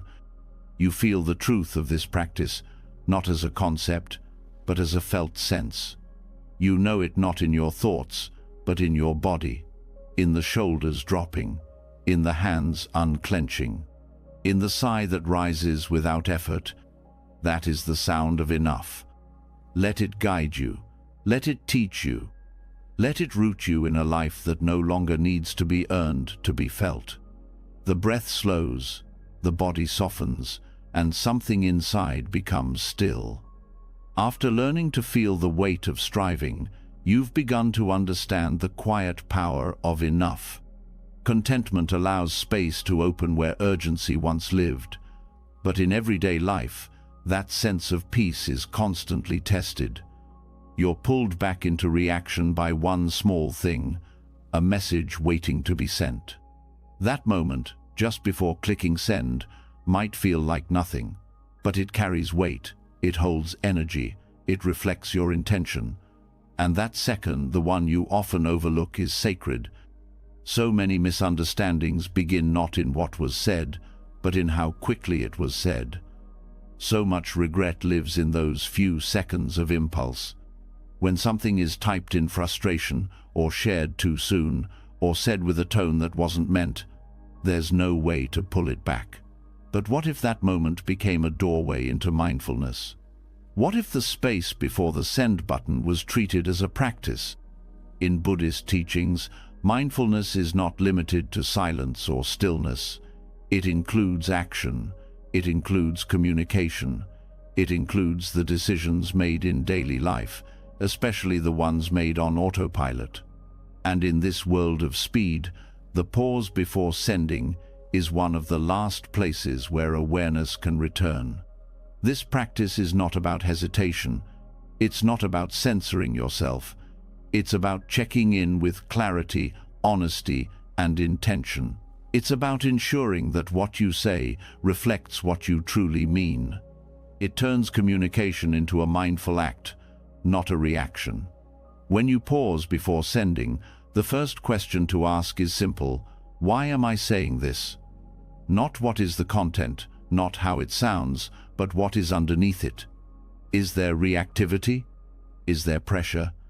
Is there a desire to prove something, to control the outcome, to get a certain response?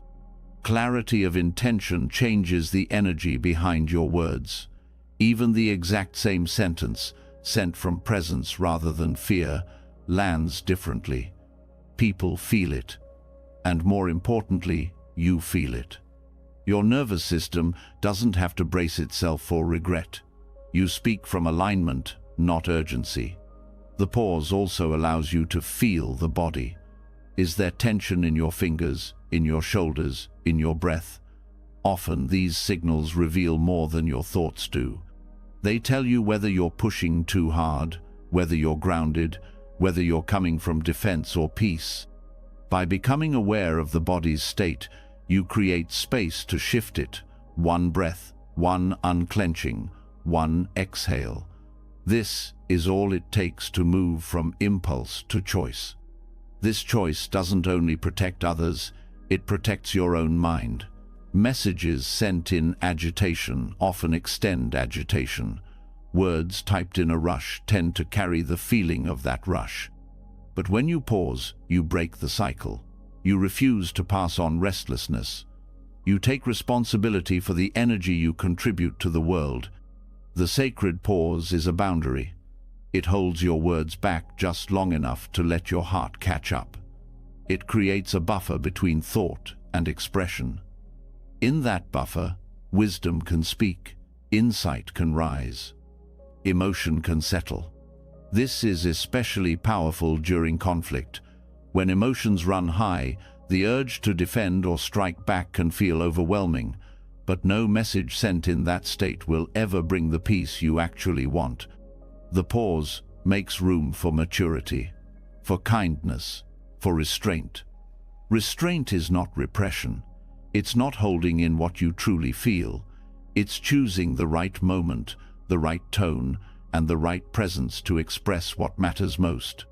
Sometimes, the pause shows you that the message doesn't need to be sent at all, that it was written in a storm that has already passed, that it was more about being seen than about truly connecting. That silence would speak more clearly than words. Other times, it affirms your clarity.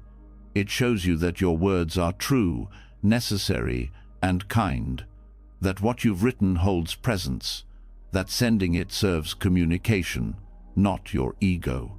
This practice also reminds you that once words are shared, they move beyond you. They take on a life of their own. They're read in someone else's mind, in someone else's mood, through someone else's lens. You can't control how they'll be received, but you can ensure that they were sent with care. The sacred pause is not only useful for difficult messages, it's equally valuable for everyday communication. Texts, emails, comments, all of it becomes part of your energetic footprint. It's not about perfection, it's about alignment. With practice, this pause becomes a habit. You find yourself breathing before responding. You begin editing less and feeling more. Your words become simpler but more meaningful. You speak less often but with more presence. You stop filling space with noise. This practice also helps you notice your communication patterns.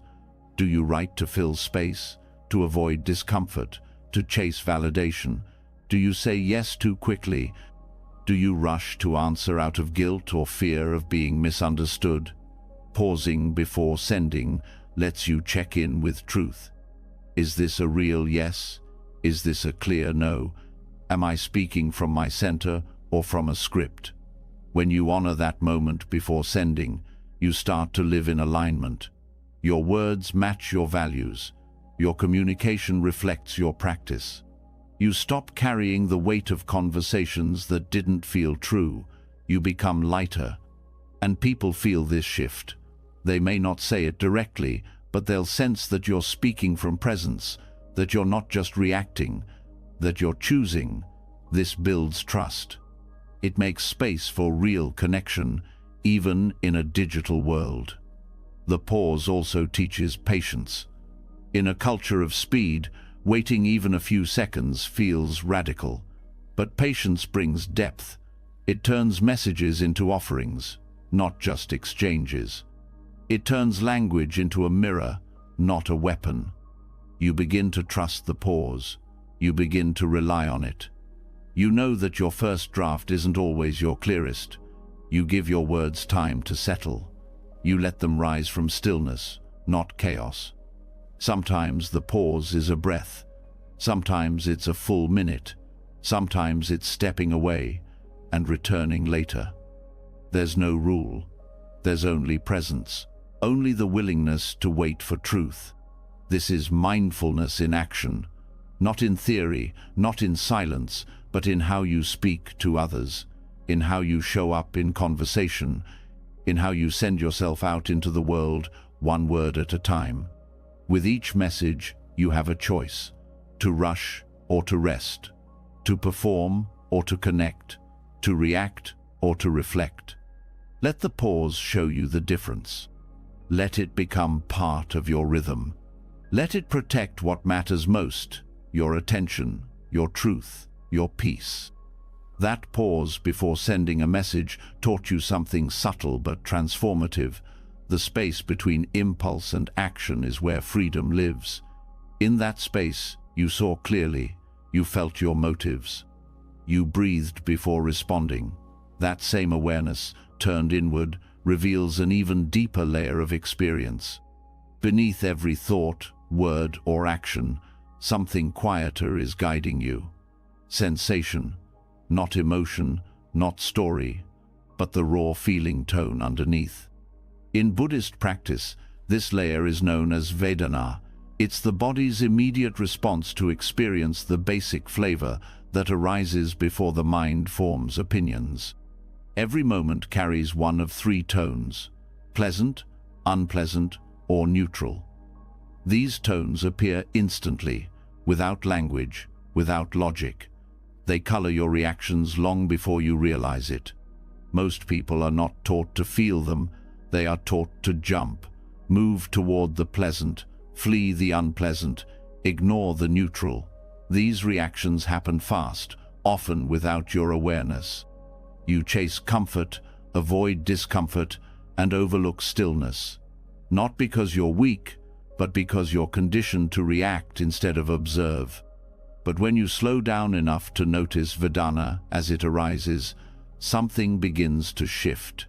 You see the pattern forming before it pulls you in. You watch the body lean toward or away from, a feeling not because it's right or wrong, but because it's conditioned to protect or pursue. This is the first insight of this practice.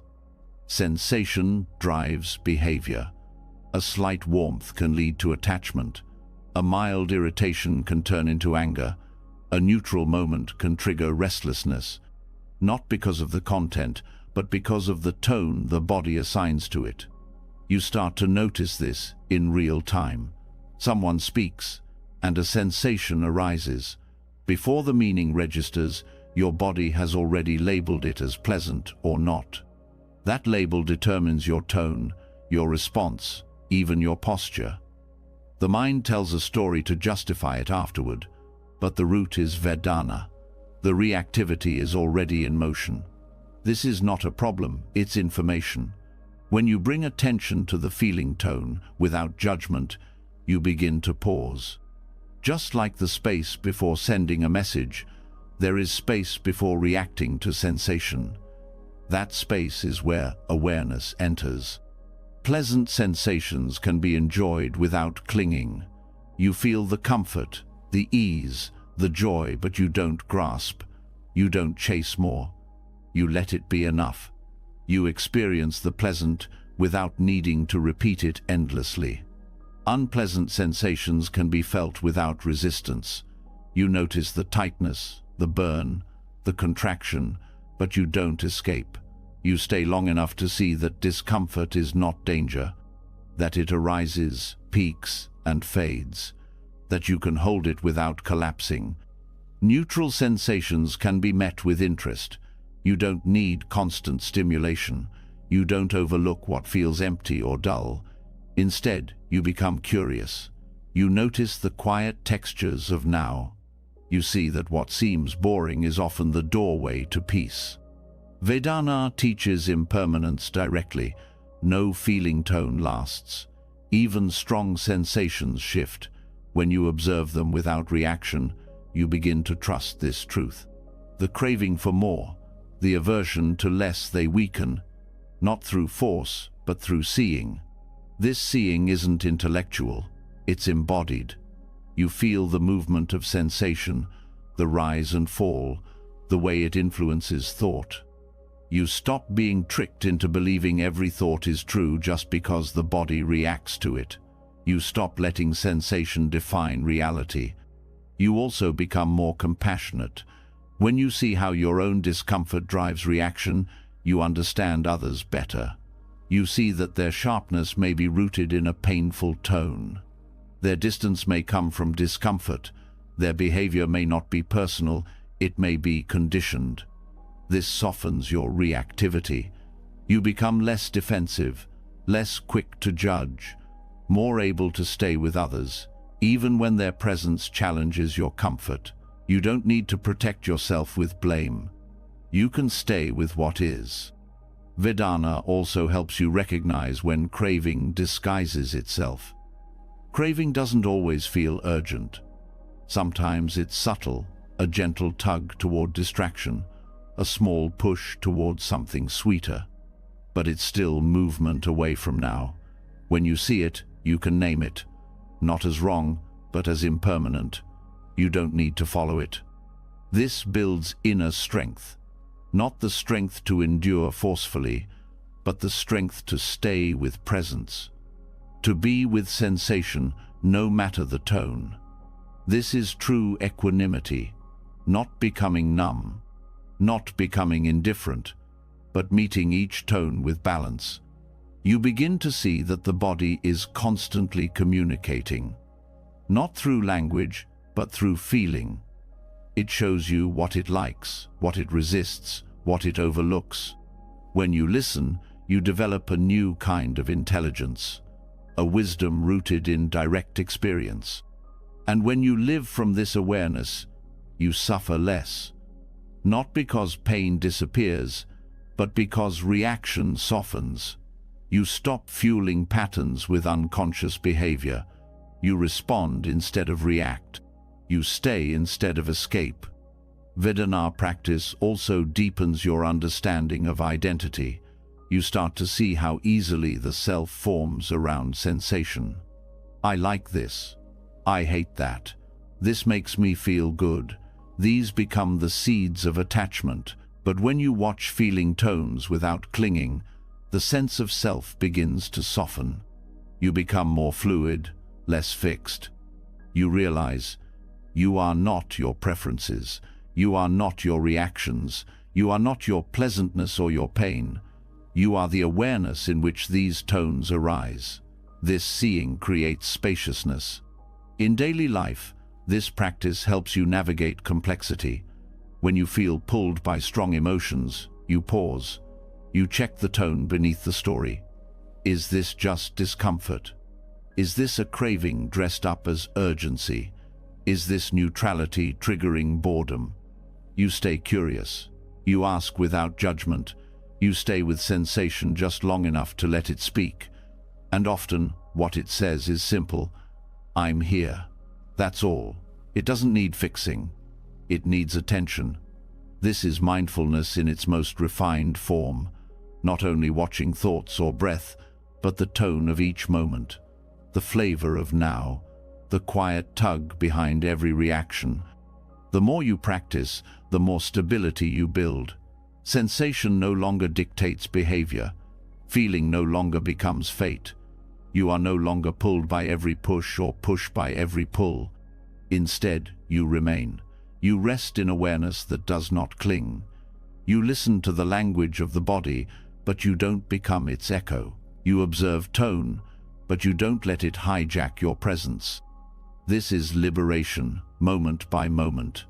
The freedom to stay, the strength to feel, the clarity to respond. Let sensation rise, let it fall, let it teach you what's here. You don't have to control it. You only have to see. The moment you begin to recognize how feeling tones drive your reactions, something deeper begins to surface. You notice how often decisions are made, not with clarity, but with subtle craving or avoidance. Even the smallest action can arise from unconscious grasping. Nowhere is this more obvious or more overlooked than in your relationship with money. Money, by itself, is neutral. It's paper, metal, numbers on a screen. But the way you relate to it reveals so much. Not because money is spiritual or unspiritual, but because it reflects the mind's habits so clearly. How you spend, how you save, how you earn, how you give, these are expressions of inner states. They mirror what you value, what you fear, what you chase. In Buddhist teaching, the middle way offers a path between extremes, not too tight, not too loose. This principle applies not only to meditation or moral conduct, but to daily life. And when it comes to money, this middle path is often forgotten. People swing between hoarding and overindulging, between clinging and carelessness, between scarcity and greed. The tension is internal, but it manifests through financial behavior. When mindfulness is brought into financial decision-making, the goal is not perfection, it's awareness. To see what drives your choices. To notice if you're acting from fear, from habit, from pressure. This seeing does not require judgment. It requires honesty. And from that honesty, balance begins to form. Spending can be an act of generosity or an act of grasping. The same purchase, made with different intention, creates different results in the heart. When you buy something hoping it will complete you, or distract you, or numb discomfort, it becomes a form of escape. But when you buy with presence, with care, with enoughness, it feels light, clean, satisfying without needing to be excessive. The key is pausing. Just like the sacred pause before clicking send, there's a pause before a transaction that reveals a lot. What are you feeling? Are you trying to change your mood through consumption? Are you avoiding discomfort? Are you proving something? These are questions worth asking. They open space between the urge and the action. On the other side, saving money can be rooted in wisdom or in fear. It can reflect prudence and clarity, or scarcity and mistrust. The difference lies in the tone beneath the action. Are you saving because it brings peace and stability, or because you never feel safe, no matter the number? Again, the same behavior, different intention, different impact. Earning money also brings lessons. Many people tie their sense of worth to income. They begin to believe that more money means more value, that productivity equals identity. This belief creates stress, comparison, and constant striving. Mindfulness interrupts that pattern. It asks, who are you when you're not achieving? Can you earn without becoming what you earn? Can you work from joy rather than anxiety? The middle way with money means letting go of extremes, not through rules, but through inner reflection. You notice when spending becomes compulsive. You notice when saving becomes obsessive. You notice when giving becomes performative. This noticing brings choice. Generosity is an important part of Buddhist practice, but true generosity arises from contentment, not guilt. You give not to prove your goodness, but to share what you genuinely feel is enough. You don't give to fix others or to gain recognition. You give because you are no longer holding so tightly. At the same time, healthy boundaries are part of wisdom. Generosity doesn't mean giving beyond your capacity. It means giving in balance, with mindfulness, with care, with understanding of impact. Sometimes the generous thing is to say no. Sometimes it's to invest in yourself. The balance is personal. The awareness is what matters. Mindfulness in money also shows you where your fears live. Many people carry unexamined beliefs. There's never enough. I'm bad with money. Rich people are greedy. If I relax, I'll lose everything. These thoughts are inherited, absorbed, rarely questioned. But they shape behavior. They shape stress. They create identity. Bringing awareness to these stories allows you to step out of them. You start to ask, is this thought true? Is it serving me? What happens when I believe it? What happens when I don't? You also begin to feel into the body's response to financial conversations. Does your chest tighten when talking about expenses? Does your breath shorten when opening bills? These signals show how money has become more than it is. They point toward areas that need softening, not just strategy. The middle way doesn't mean avoiding goals. It means holding them lightly. You can want financial stability without clinging. You can build wealth without losing your values. You can be ambitious without becoming aggressive. It's not about rejecting money. It's about relating to it from presence.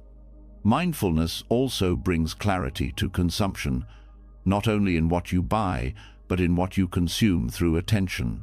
Financial choices are part of a larger ecosystem of values. What you support, where you spend, how you invest, all of it reflects deeper layers of your relationship with life. You begin to notice the feeling behind the desire. Are you seeking comfort, escape, validation? Can you stay with the feeling instead of numbing it through spending? This is not about deprivation. It's about freedom. The freedom to choose rather than react. The freedom to spend with awareness, to save with balance, to earn with integrity.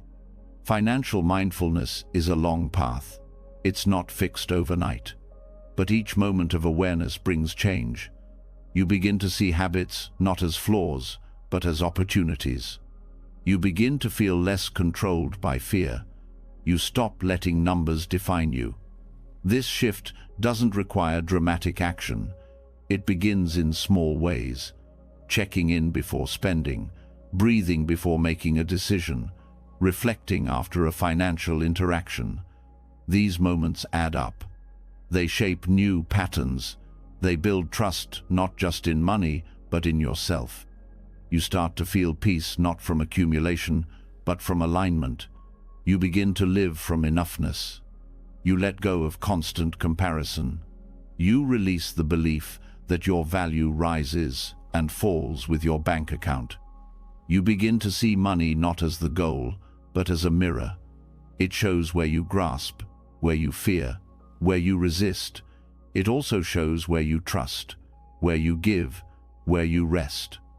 Let your financial life be part of your practice. Let it teach you balance. Let it reveal where you still cling and where you are free. Each transaction becomes a moment of mindfulness. Each choice becomes an invitation to return to presence. Mindfulness in money opens up a raw truth. No amount of control over material things can quiet the mind if the mind is always waiting for the result. You can track every expense, earn with integrity, give with careened, still suffer if your peace depends on what happens next. The craving to know how it will turn out, the hope that your actions guarantee a certain reward, this attachment to outcome quietly robs you of the moment itself. So much effort is spent trying to secure a future that hasn't happened yet. You act, and immediately the mind projects forward will. This work, will they approve? Will I succeed? Will it be worth it? But in this projection, something subtle is lost. The action is no longer enough on its own. It becomes a tool, a transaction, a test. Equanimity, or upekkha in the Pali tradition, teaches another way. It invites you to participate fully without grasping for results. It's not indifference. It's not detachment in the cold sense. It's deep balance. It's showing up completely for the act while allowing the outcome to unfold however it will. This isn't passive acceptance. It's grounded engagement. You still care. You still give your best. You still show up with presence, but you don't hinge your peace on what follows. You don't make your value, your joy, or your sense of stability dependent on what the world gives you back. Equanimity shifts where power lives. Instead of being at the mercy of outcomes you can't fully control, you root yourself in the action itself. You begin to notice how much energy is wasted waiting for a result, measuring worth by feedback, tying effort to reward. This doesn't mean you stop setting goals. It means you stop losing yourself in their pursuit. This shift requires honesty. You ask, why am I doing this? Is it for recognition, approval, certainty? What am I trying to secure with this effort? And if those things don't come, can I still stand in peace? When equanimity deepens, the pressure lifts. You stop forcing moments to go a certain way. You stop shaping your actions to guarantee praise. You begin to trust that right action, done with clarity, is enough. Whether it brings success or failure becomes secondary. This is not easy. The mind has been taught to measure everything by outcome, productivity, efficiency, results. But this lens turns life into a calculation. Equanimity restores it as a presence. It asks, can you love the doing more than the getting? In meditation, this means sitting without hoping for a perfect state. In conversation, it means listening without needing agreement. In work, it means giving effort without tying it to praise. In creative expression, it means offering your voice without needing applause. You don't give up excellence, you give up attachment. You keep your standards, but you don't collapse when they aren't met. You stay steady even when plans change, results fall short, or recognition doesn't arrive. Equanimity gives you this steadiness. It's not dramatic. It doesn't feel like a high. It feels like strength, quiet, rooted, unshaken. It lives in your breath when everything is uncertain. It lives in your posture when nothing goes as planned. It lives in your actions when there's no guarantee they'll be seen. You begin to move from a deeper place, not reaction, not expectation, but presence. You show up because it's the right thing to do, not because it will get you something. This builds trust in yourself. You know that your actions come from alignment, not anxiety. It also makes failure feel different, not like a collapse, but like part of the path, not like evidence of unworthiness, but like data, something to meet, not fear. This shift frees up energy, because so much suffering comes not from what happens, but from clinging to what was supposed to happen. When you unhook from outcome, you become more alive. You're no longer living in some future where things finally go right. You're here, doing the thing, feeling the breath, living the process. This is where peace begins.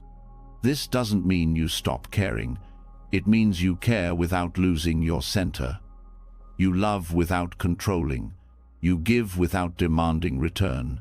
You act from purpose, not pressure. And because of this, you actually become more effective. When you're not paralyzed by fear of failure, you take clearer steps. When you're not addicted to success, you move with more freedom. Your creativity opens up, your intuition sharpens, your decisions become less reactive and more wise. Equanimity also transforms relationships. You stop needing people to respond a certain way to feel safe. You stop waiting for perfect conditions to feel close. You stop demanding emotional outcomes. This makes your love steadier, your presence deeper, your support more unconditional. You also start to recognize how clinging to results distorts the purity of action.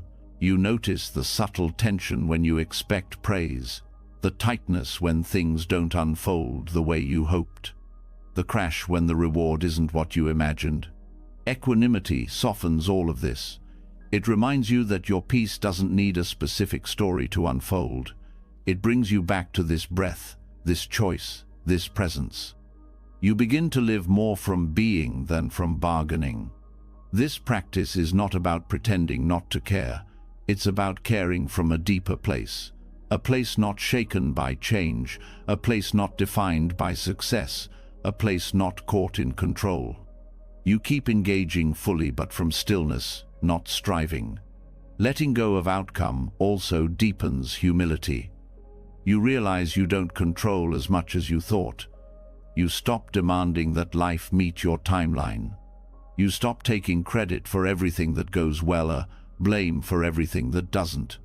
This frees you from constant self-judgment.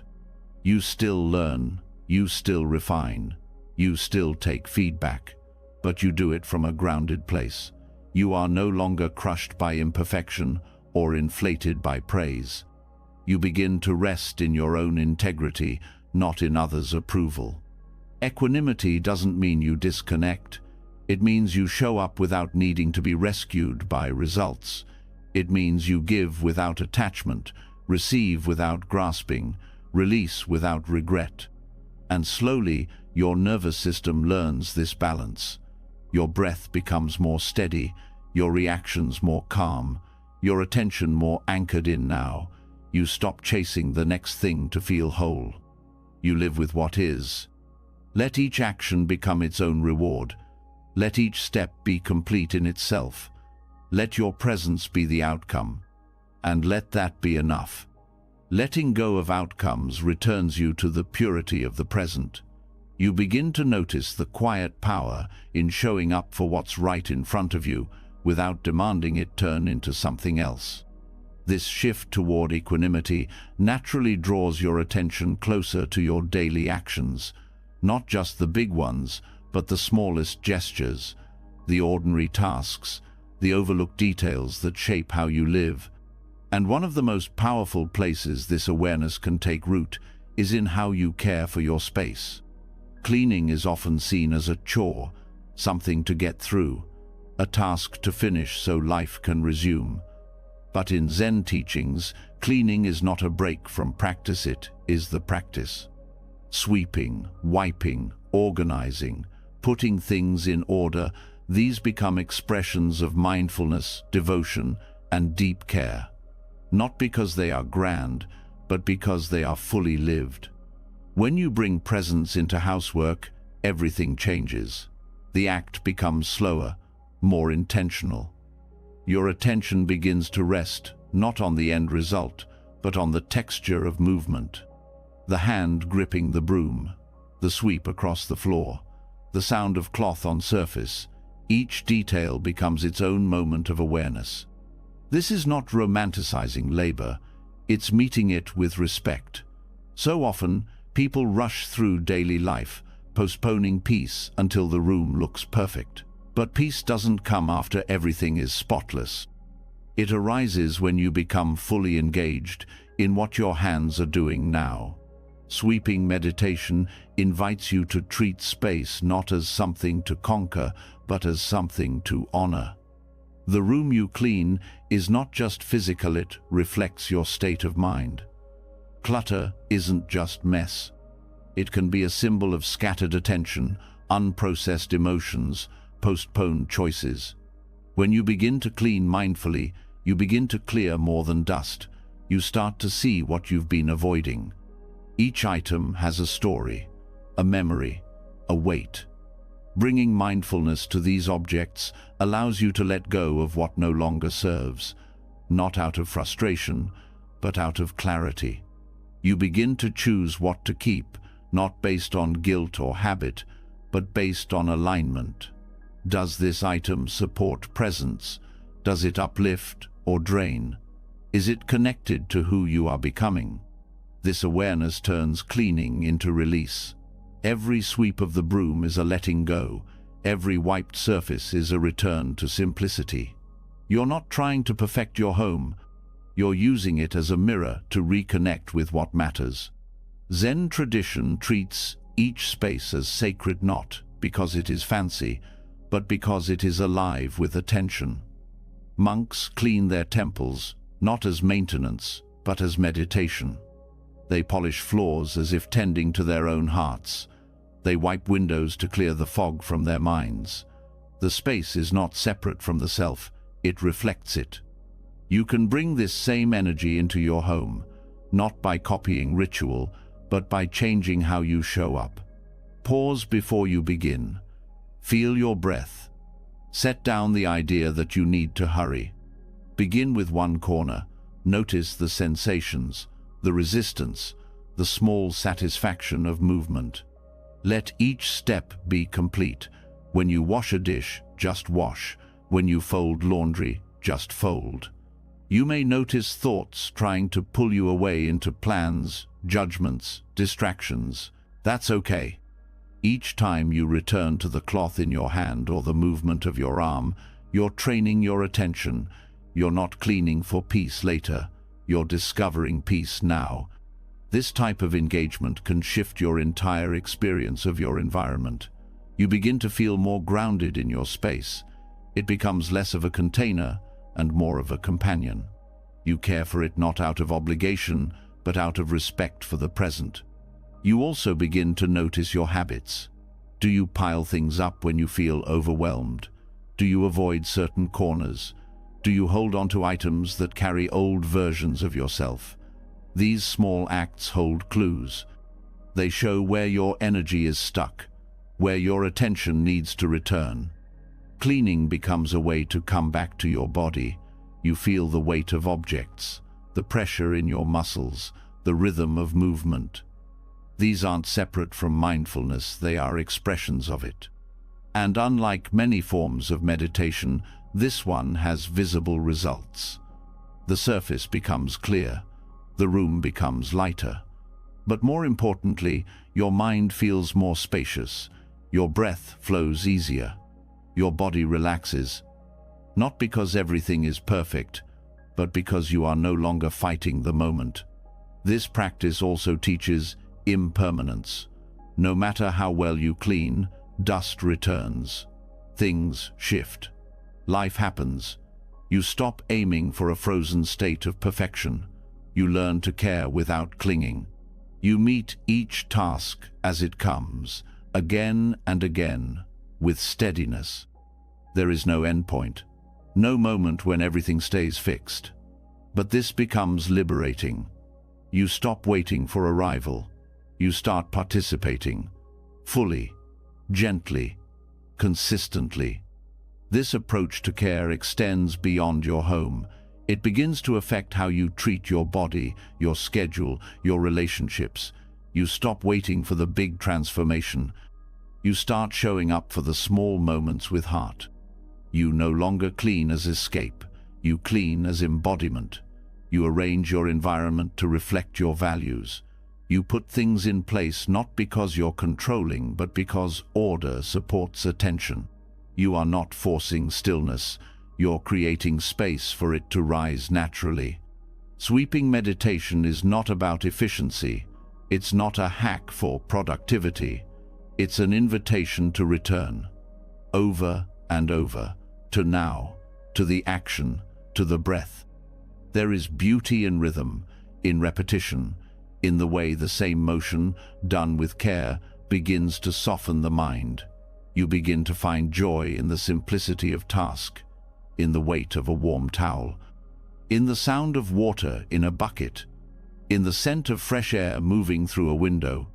And there's humility too, in realizing that no task is beneath you, that service to the present moment includes every act. That devotion isn't reserved for sacred objects, it includes the broom, the cloth, the floor. You don't need special conditions to practice. You only need attention, and every room offers a new chance to begin again. Let sweeping become silence.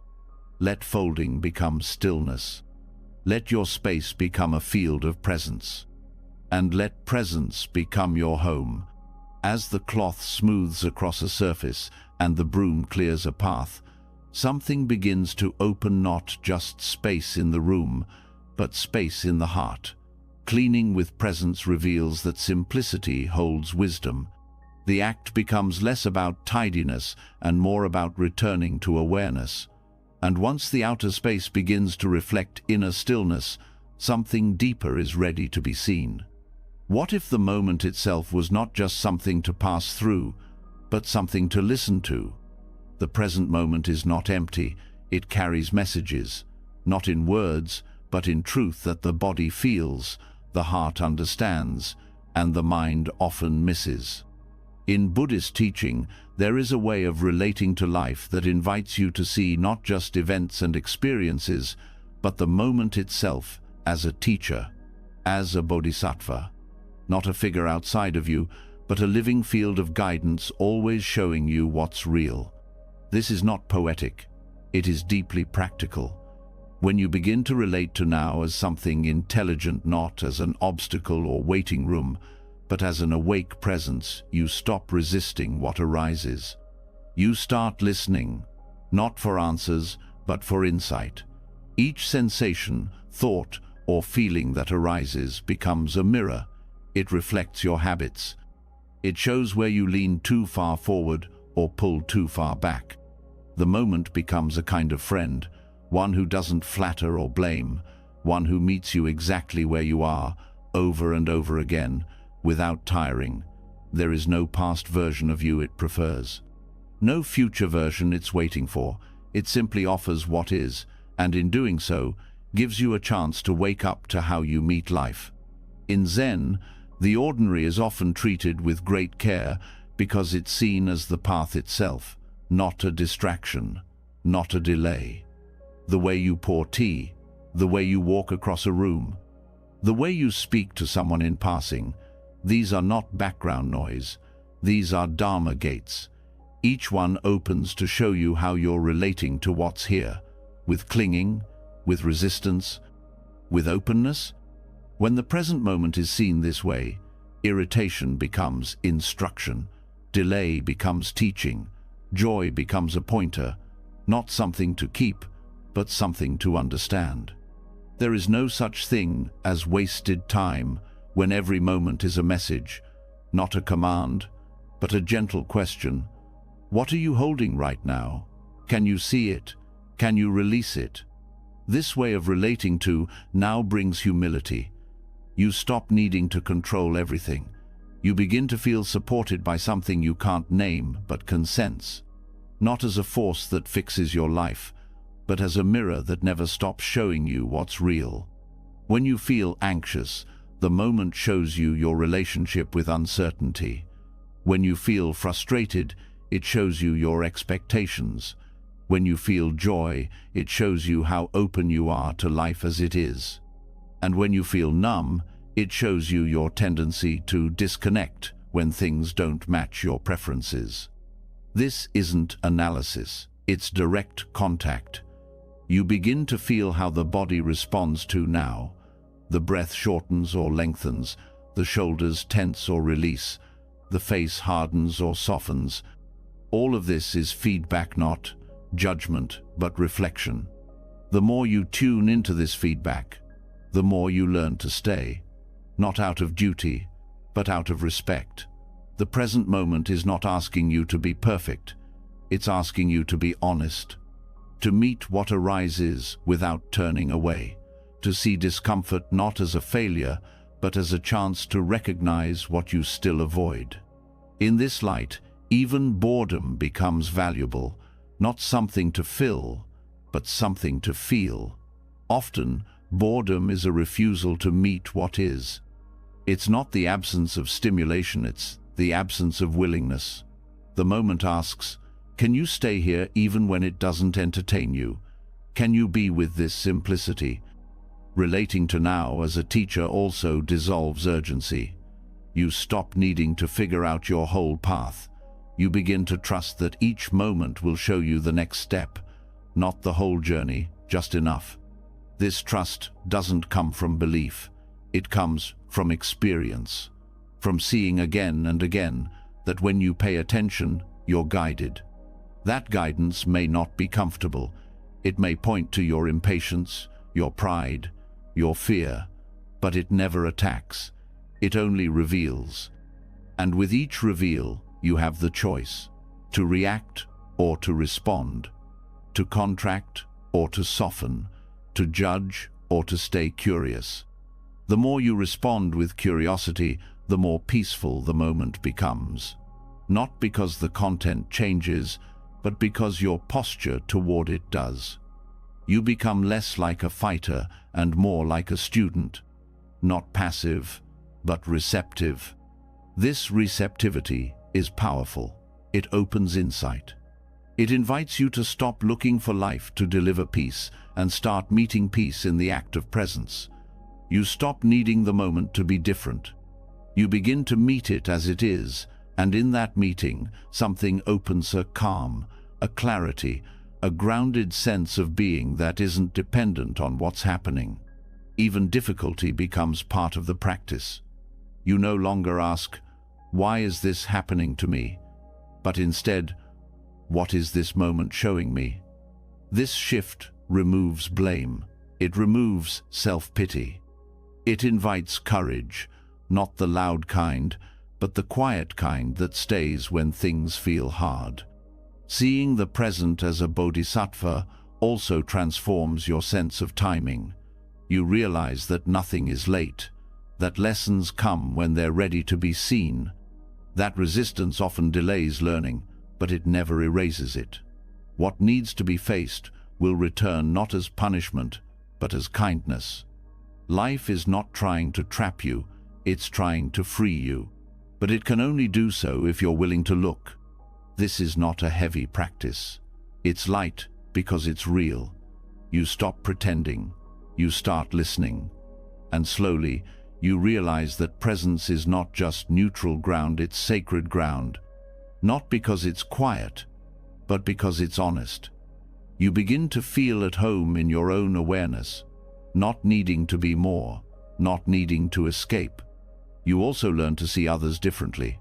When they're upset, you notice how their moment is teaching them too. When they struggle, you sense that they are standing at their own edge. This gives rise to compassion. Not pity, but shared humanity. You stop fixing. You start holding space. Presence teaches patience.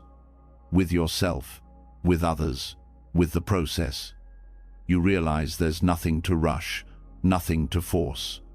Just this moment. Just this chance to show up as you are and see clearly what's here. And if you miss it, the next moment is already offering you the same invitation, again and again. No matter how many times you forget, presence continues to arrive, willing to show you, willing to guide. Let that be enough. Let now be enough. Not as a stopping point, but as the place where all paths begin. Each moment invites you inward, not just to observe what is happening, but to see how you relate to it. When you begin to treat every experience as a guide, the world stops being something to fix or solve and becomes something to meet with presence. The moment teaches, not through answers, but through the act of looking. And sometimes that looking brings you face to face with something the mind cannot grasp. There are questions that do not seek answers. They are not problems to be solved, but doors that open into deeper seeing. In Zen, these questions are called koans. They are not logical puzzles. They are invitations into the unknown, not the kind of unknown that demands certainty, but the kind that opens space, the kind that dissolves the need for control. When you begin to live with koans, life becomes less about arriving and more about staying awake. Not knowing becomes a practice, not a weakness. You meet the question, and instead of rushing to explain it, you let it shape your attention, you let it drop you into presence. A question like, "Who am I?" cannot be answered by thought. You've tried. The mind builds layers of identity roles, history, opinion, memory, but none of these truly settle the question. They describe the surface, but not the source.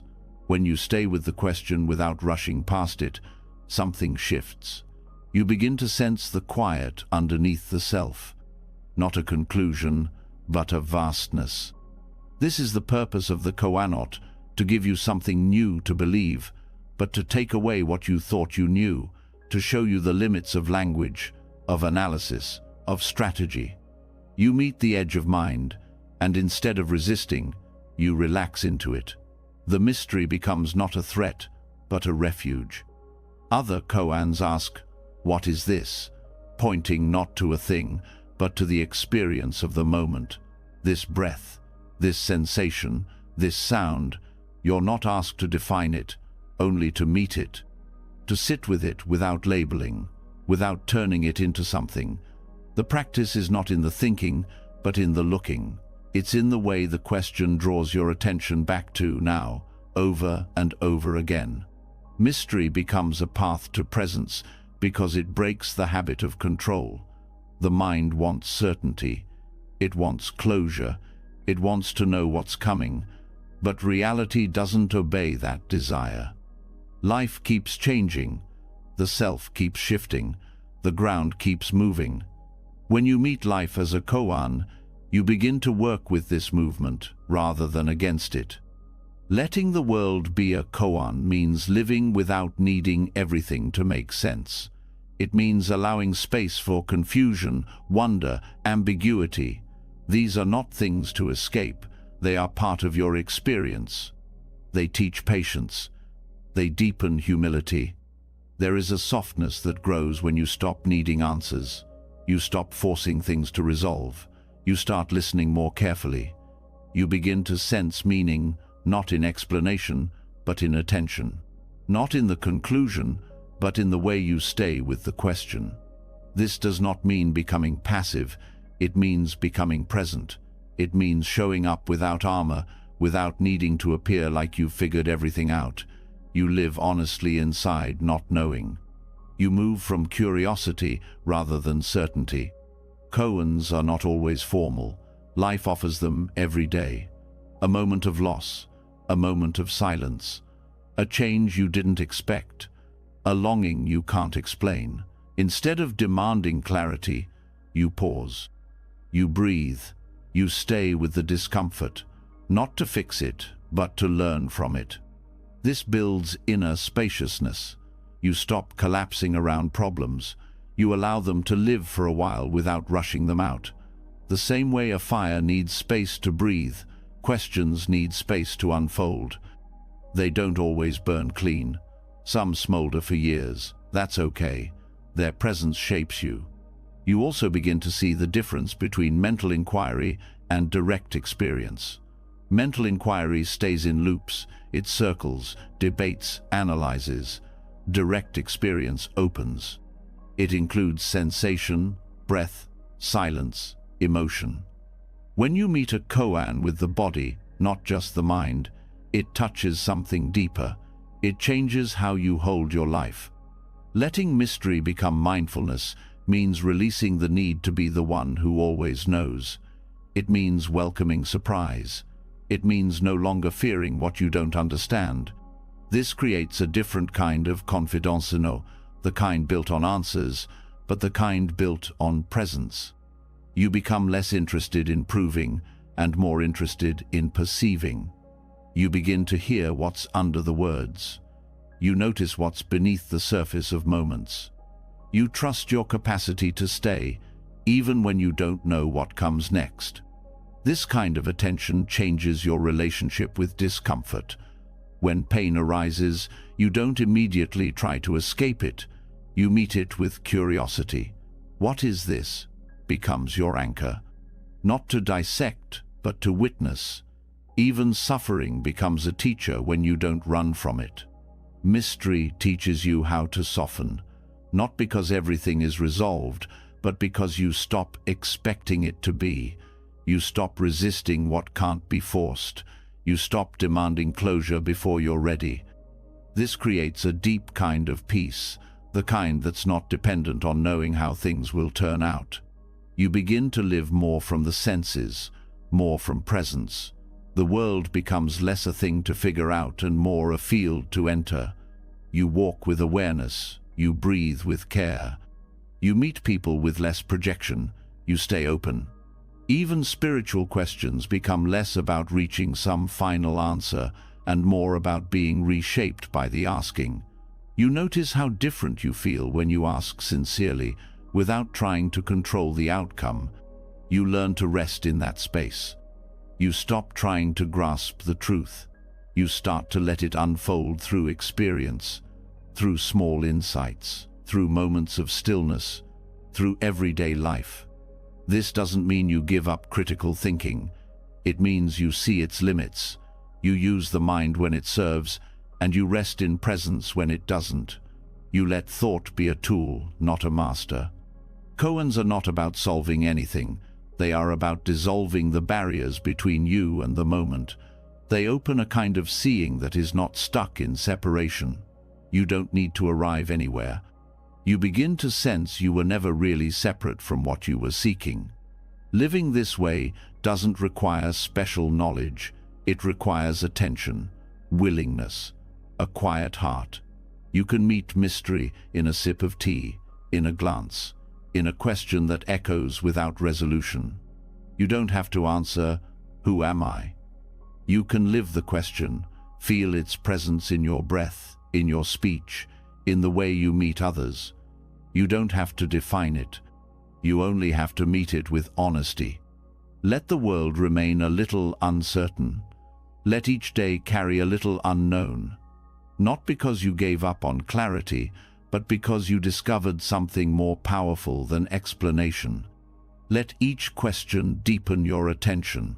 Let each moment pull you closer to now. Let each pause become a space where truth can rise not from thought, but from presence.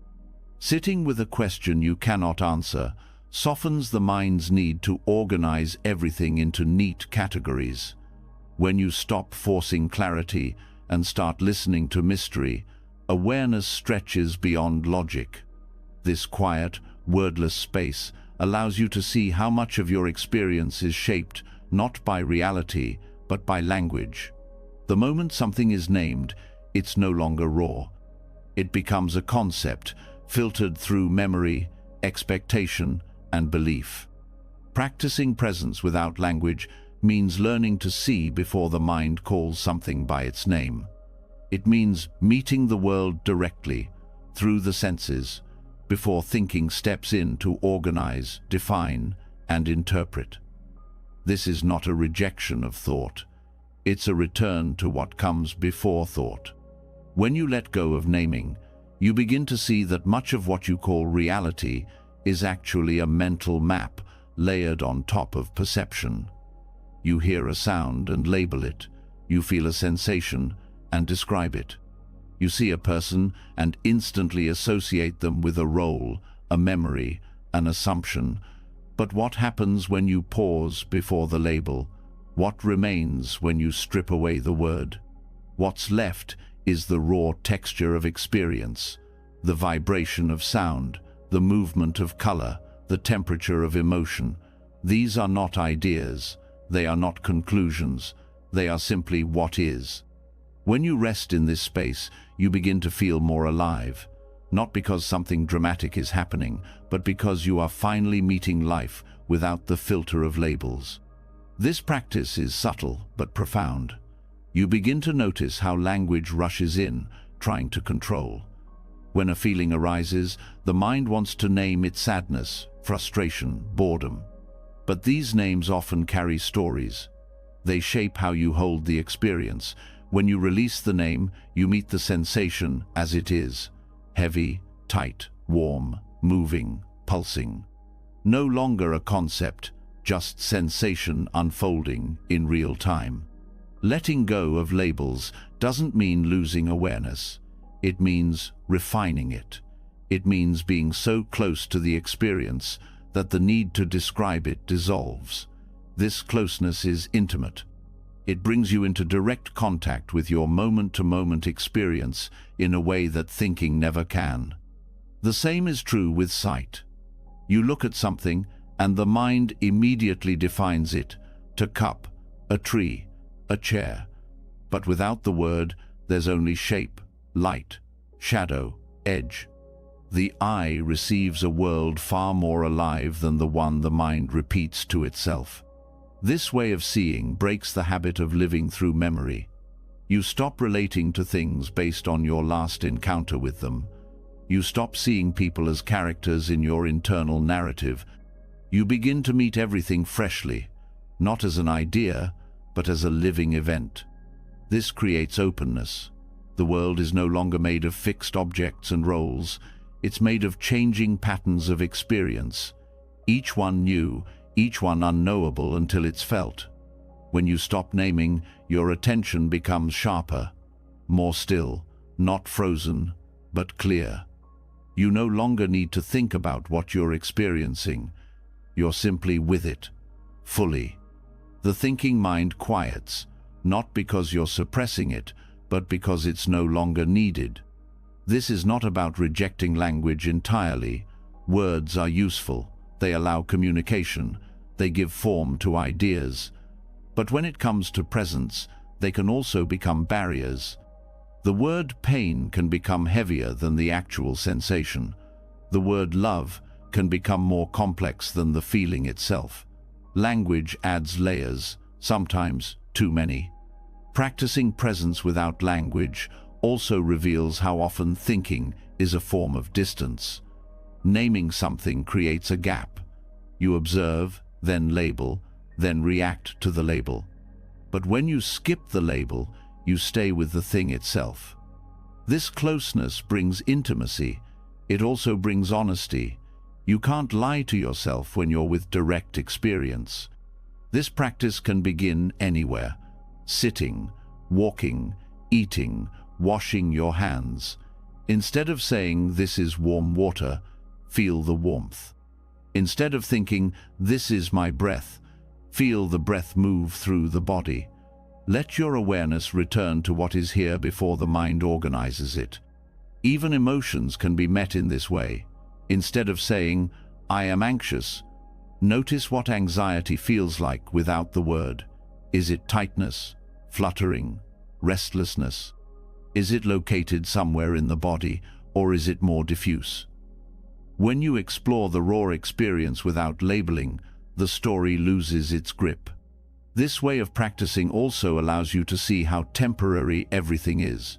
Labels make things seem fixed, but direct experience is constantly changing. A sound fades, a feeling shifts, a sensation grows stronger, then disappears. When you stop freezing reality with words, you begin to live inside its movement. You may find silence more comforting. Not the absence of sound, but the absence of internal commentary. A spaciousness that arises when the inner voice quiets. This silence isn't empty, it's full of life, full of sensation, full of presence. This practice also brings humility. You realize how little you truly know when you're not relying on language. How much mystery lives in the most ordinary things. The way sunlight moves across a floor. The feeling of your own hands resting. The sound of footsteps nearby. When you stop naming, the world becomes vast again.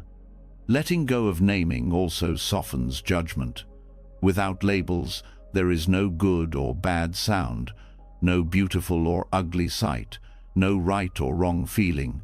There is only experience. This doesn't make you numb. It makes you free. You still care, you still feel, but you're no longer reacting to your own commentary. This freedom changes how you relate to others. You stop labeling people so quickly.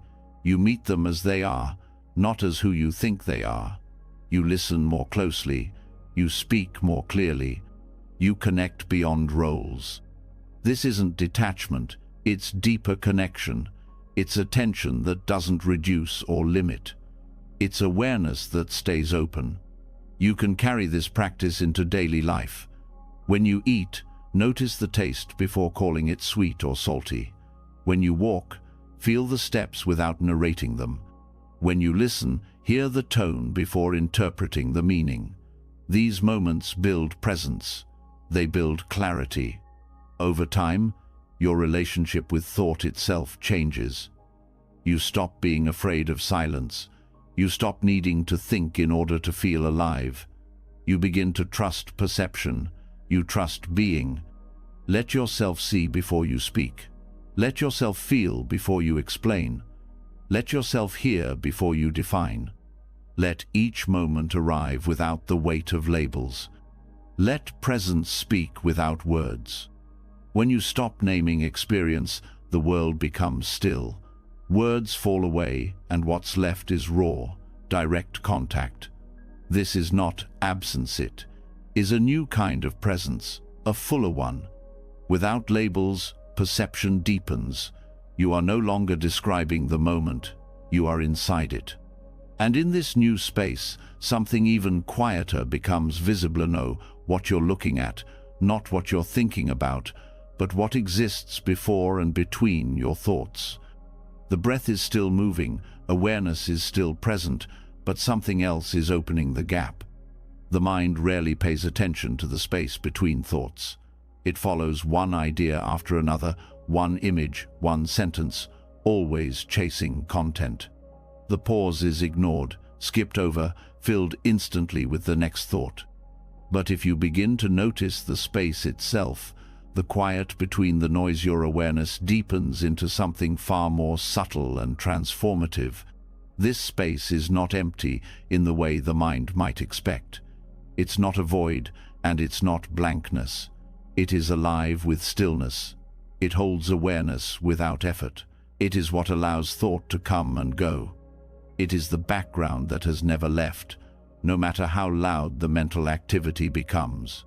Contemplating this space is not about stopping thought. You don't force silence. You notice the natural rhythm of minderizing, pausing, fading, and, instead of clinging to the content, you rest your attention on the pause. It might be brief, it might be subtle, but it's there, always waiting to be seen.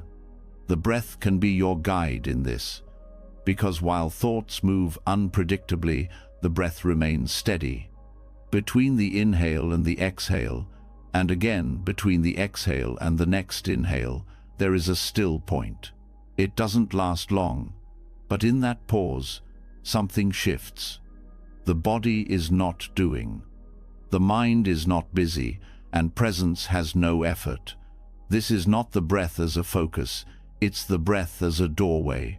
You begin to sense that awareness is most clear when it's not clinging to anything, not a word, not an emotion, not a memory.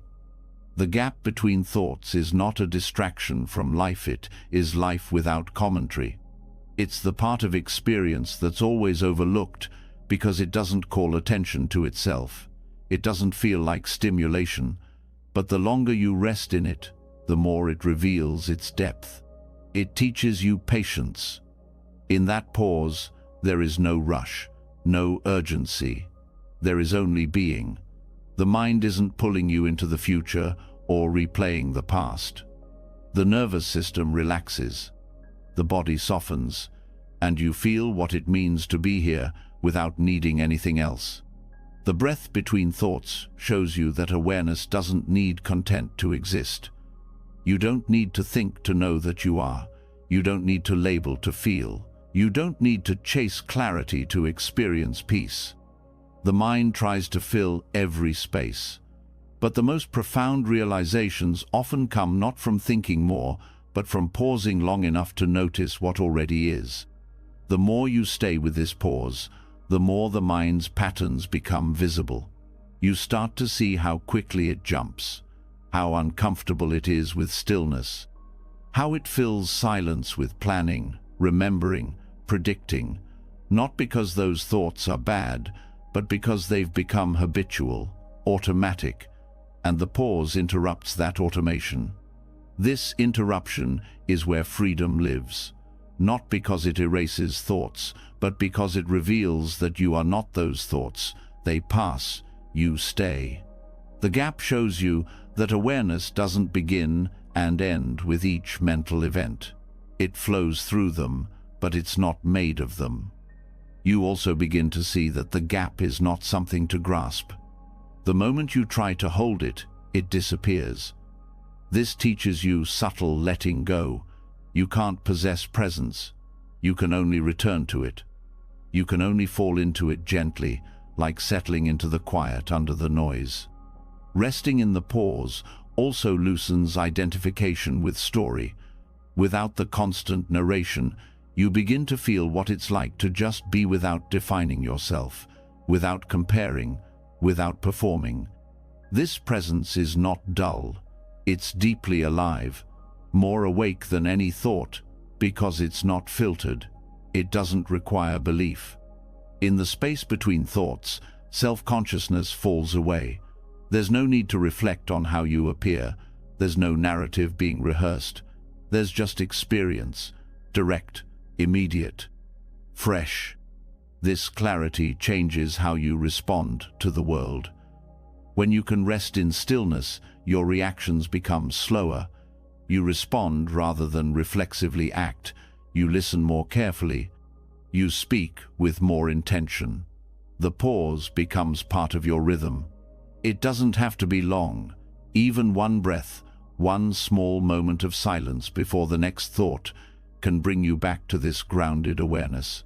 And over time, this practice shifts your baseline. You spend less time lost in thought, more time resting in presence. Thought still comes, but it no longer defines you. You also begin to appreciate the beauty of small things, because without mental noise, attention becomes more refined.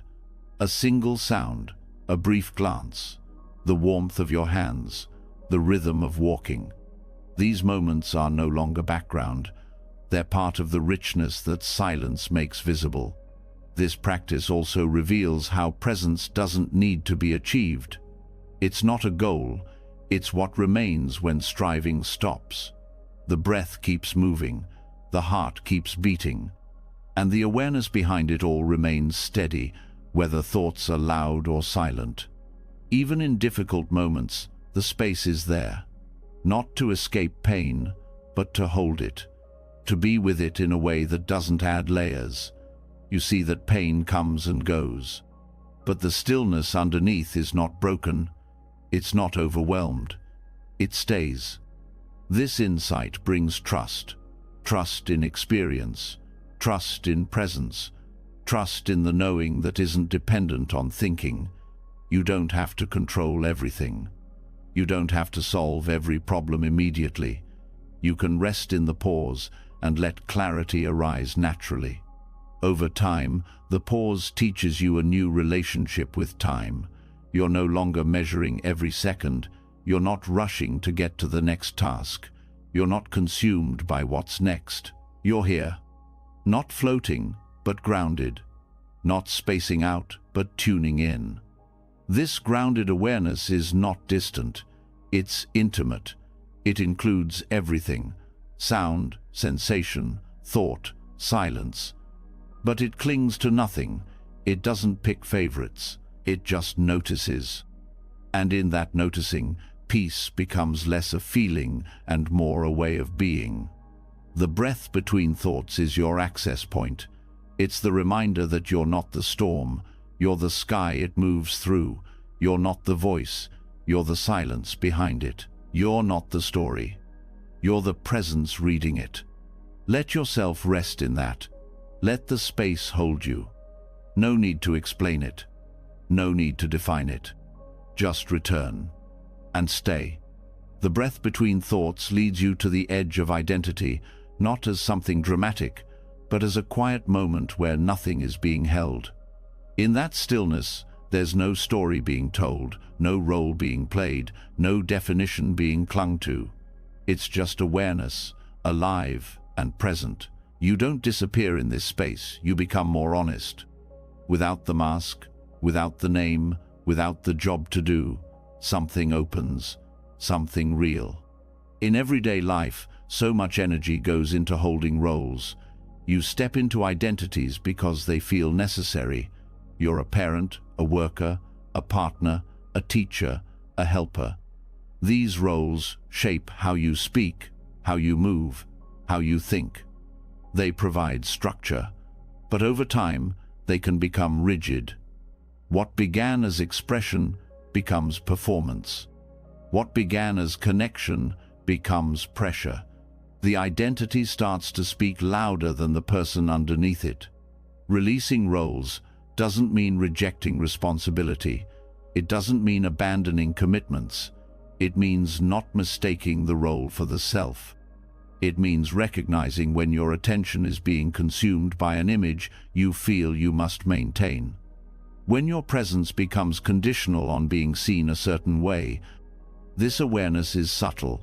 It begins by noticing the tension that builds when you're trying to be a version of yourself. It might show up as tightness in the chest before a meeting, or hesitation before saying something honest. You might feel pressure to appear competent, nurturing, creative, wise. And while there's nothing wrong with embodying these qualities, suffering begins when they stop being expressions and start being requirements. Roles serve a function, but they're not the source of your being. They're clothing, not skin. They're stories, not essence.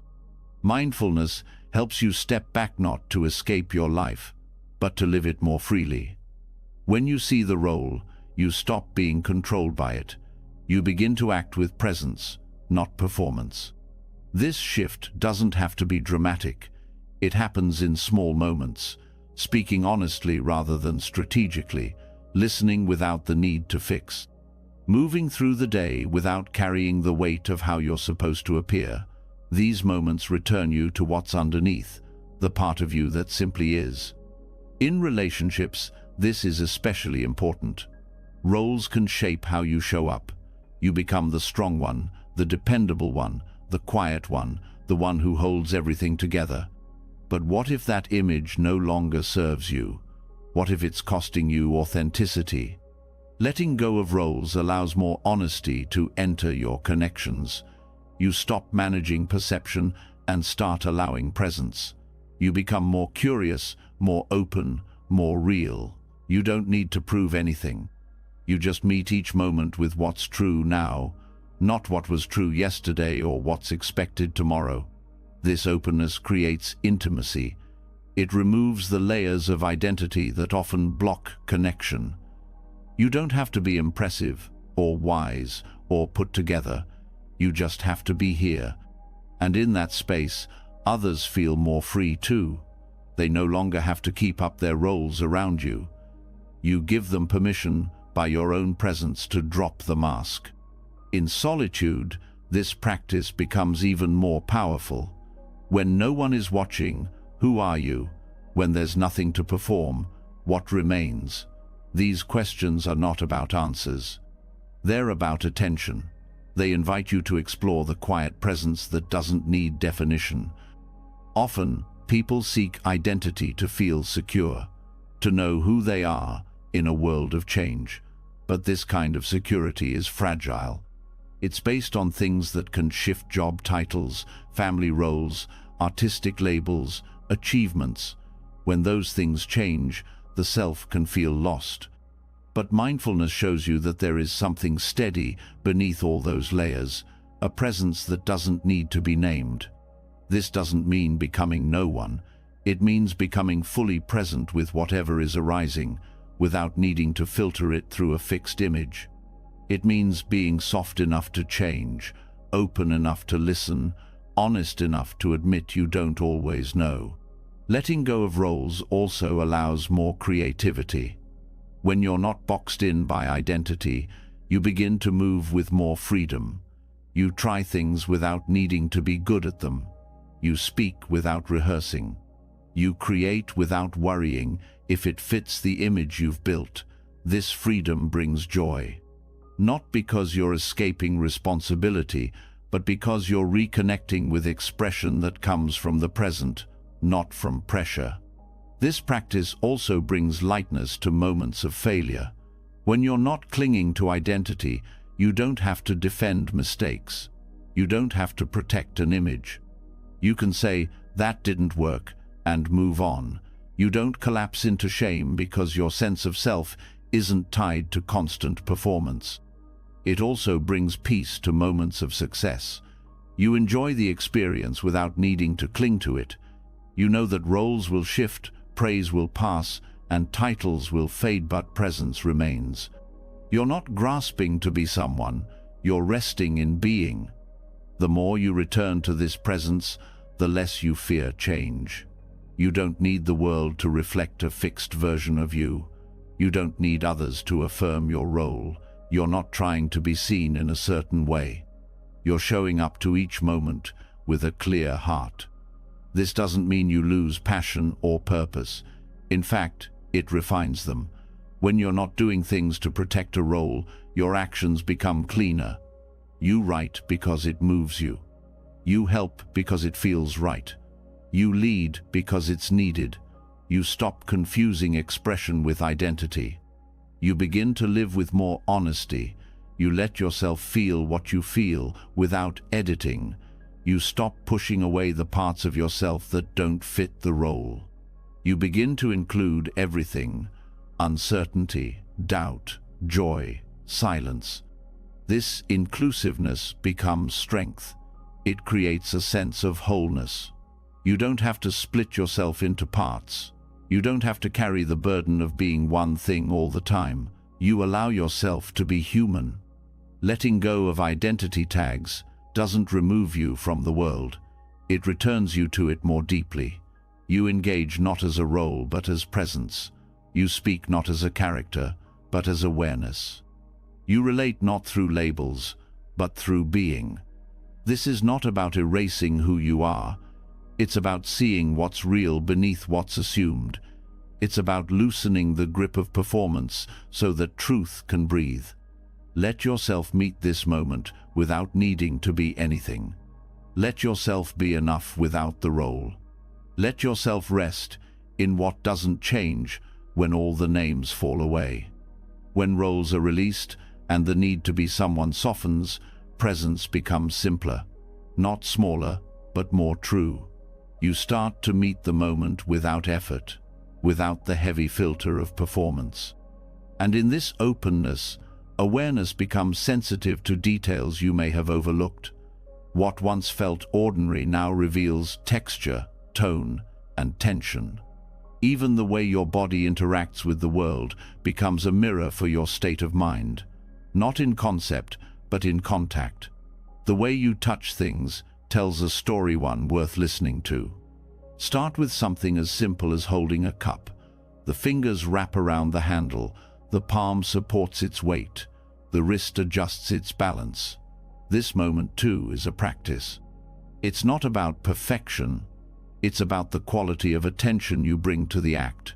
Are you gripping tightly without knowing? Is there a slight rush in your movement? Are you present with the temperature, the texture, the shape? These are not small details. They reveal how the body meets the world and, by extension, how the mind moves through life. When you grasp, you tell the nervous system to prepare for threat. When you soften, you give it space to trust. Your gestures speak long before your words, and often they are more honest. Mindfulness in touch is not restricted to formal meditation. It lives in each small action. The way you close a door, the way you wash your hands, the way you place a spoon back on the table. Each moment offers feedback, not to judge, but to see. Are you rushing? Are you controlling? Are you allowing?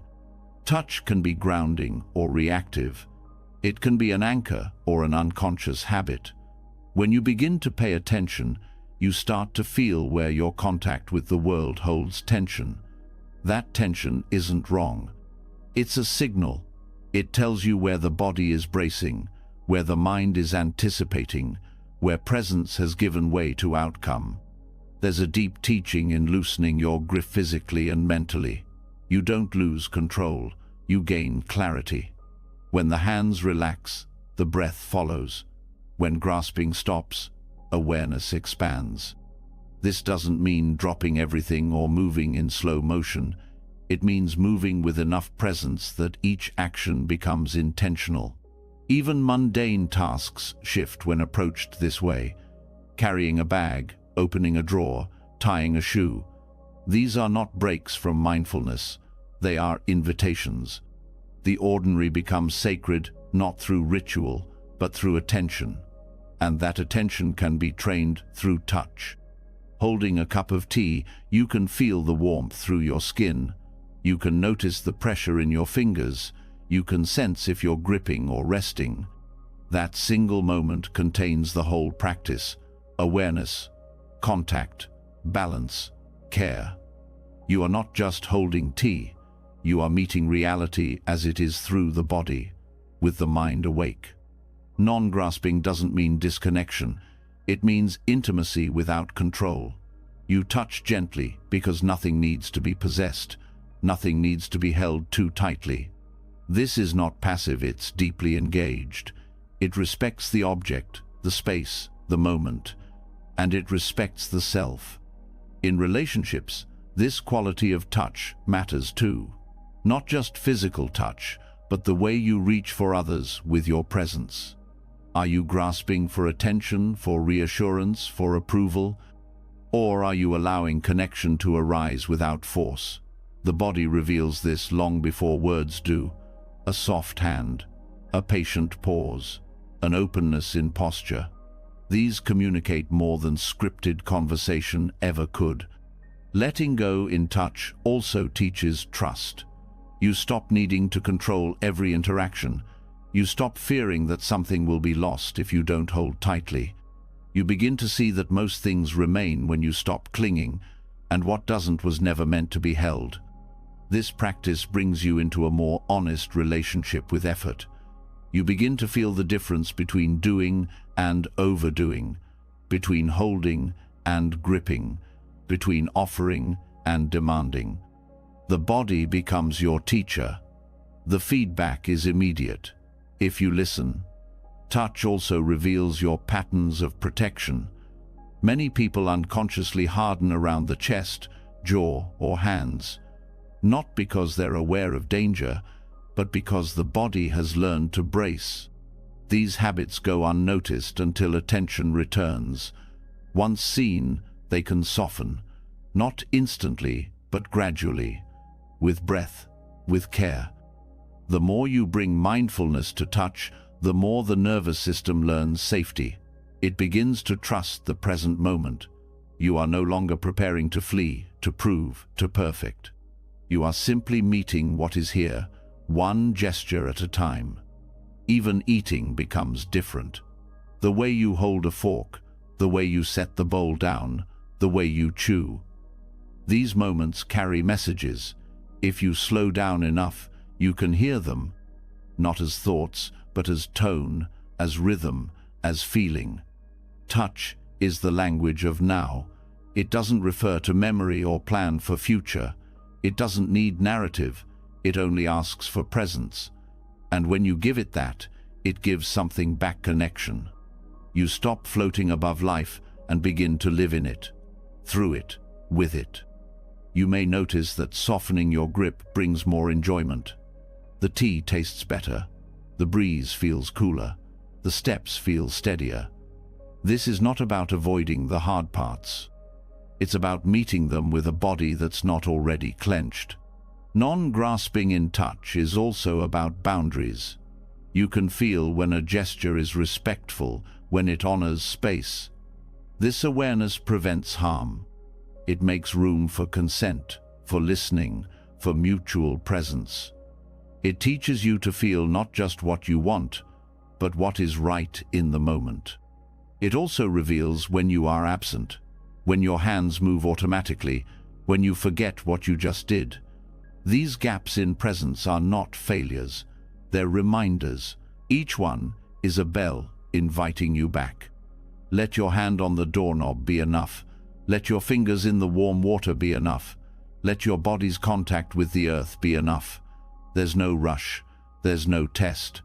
Let your gestures teach you what your mind often misses, that peace is not something you think into being, it is something you touch with care. And care begins now, with how you lift, with how you place, with how you meet the world through your hands, not to take but to allow. Letting go through touch shows you how much you've been holding without even noticing. The hands soften, the breath slows, and suddenly something beneath the surface begins to speak. Not through words, but through feeling.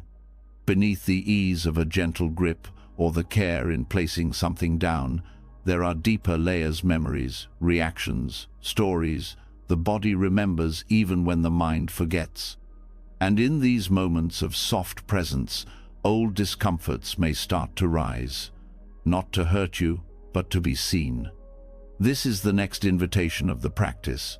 Sitting with what's difficult, not solving it, not avoiding it, not judging it.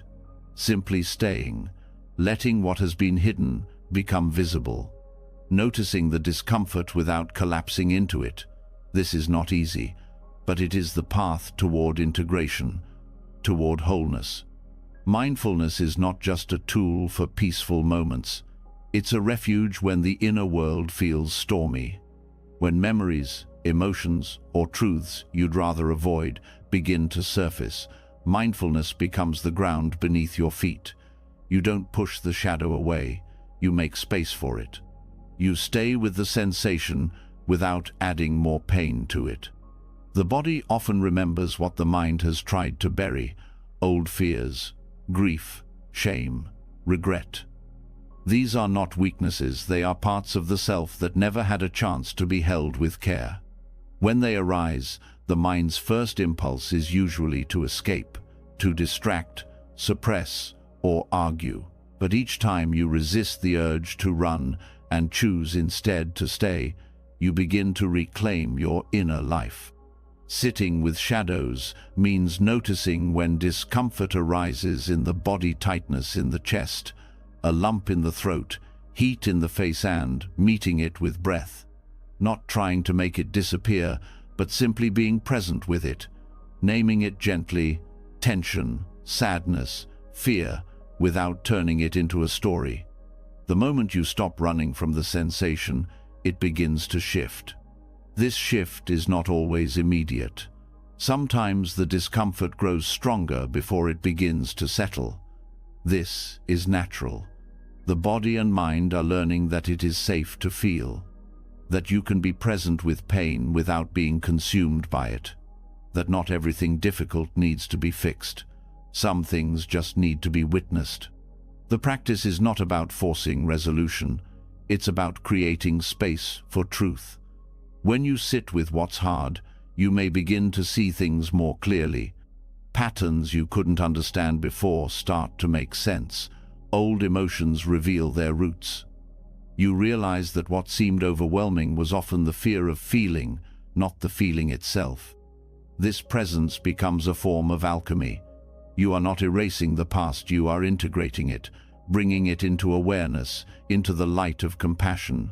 You begin to hold parts of yourself that were left behind, parts that were judged, silenced, or hidden. You stop trying to push certain emotions out of your experience. You let them have their place without letting them take over.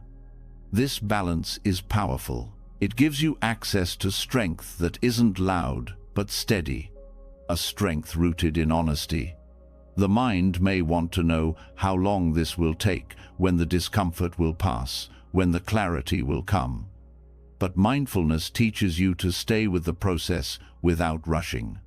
Each time you sit with what's painful, without needing to fix it, you build resilience, not through hardness, but through openness. You also begin to see that emotions are not enemies. Even the difficult ones have messages. Anger might be pointing to a boundary that was crossed. Sadness may be asking for rest. Fear might be revealing an area of growth. When you listen without resistance, these emotions start to soften. They stop yelling because they know they're being heard.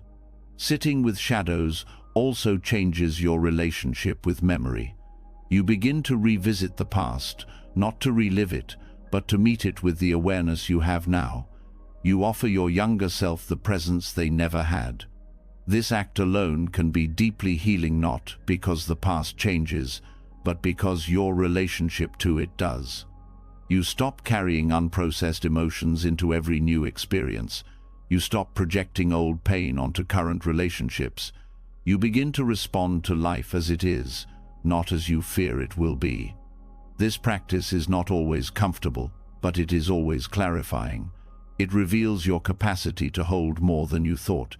It reminds you that feeling deeply is not a flaw, it's a doorway, one that opens only when you stop trying to shut it. It's important to approach this work with care. Going too deep too fast can overwhelm the system. That's why mindfulness invites you to move slowly, to notice the edge of your comfort and meet it with breath. If you feel yourself becoming numb or lost, return to the body, to sensation, to the present moment. You can also use grounding tools. Feel your feet on the floor, place your hand on your chest, speak gently to yourself. This is not about endurance, it's about presence, about showing your nervous system that it is safe to feel, that you are not alone in the experience. In time, sitting with discomfort becomes less frightening. You begin to trust that emotions pass, that pain shifts, that truth can be held without needing to collapse around it. You become less reactive in everyday life because you've practiced staying with yourself when it's hardest. This creates space for compassion, not only for yourself, but for others. You understand more clearly what people are carrying. You see their reactions as possible signs of their own unprocessed pain. This doesn't mean accepting harm. It means responding with clarity rather than judgment. The more you practice sitting with the shadows, the less you fear them. You begin to realize that what once overwhelmed you no longer controls you. You are building a relationship with yourself that is rooted in truth, not avoidance. And that relationship becomes a foundation for everything else. You move through the world with less armor. You connect more honestly. You listen more deeply. You live less from fear and more from alignment. Let the discomfort arise. Let the memories surface. Let the truth speak, not to hurt, but to free. And stay. You don't have to know what to do. You only have to remain. Sitting with discomfort teaches you something unexpected. You begin to feel how the body carries truth even before the mind is ready to admit it. The tightness, the stillness, the tremble, these are not accidents. They are signs. The body remembers, responds, speaks. And once you learn to stay with these signals during difficulty, you also learn to stay with them in ordinary life. You begin to notice that your body is always communicating, even in the smallest movements. This is where mindfulness deepens not in dramatic stillness, but in the simple, often ignored micro-gestures, the shift of your posture, the scratch of your cheek, the blink between thoughts. These are not interruptions. They are the practice. They are how presence stays alive in motion. Mindfulness of movement is not about control. It's not about slowing everything down into a ritual. It's about becoming sensitive to what is already happening. To bring awareness not only to where your body is, but to how it moves.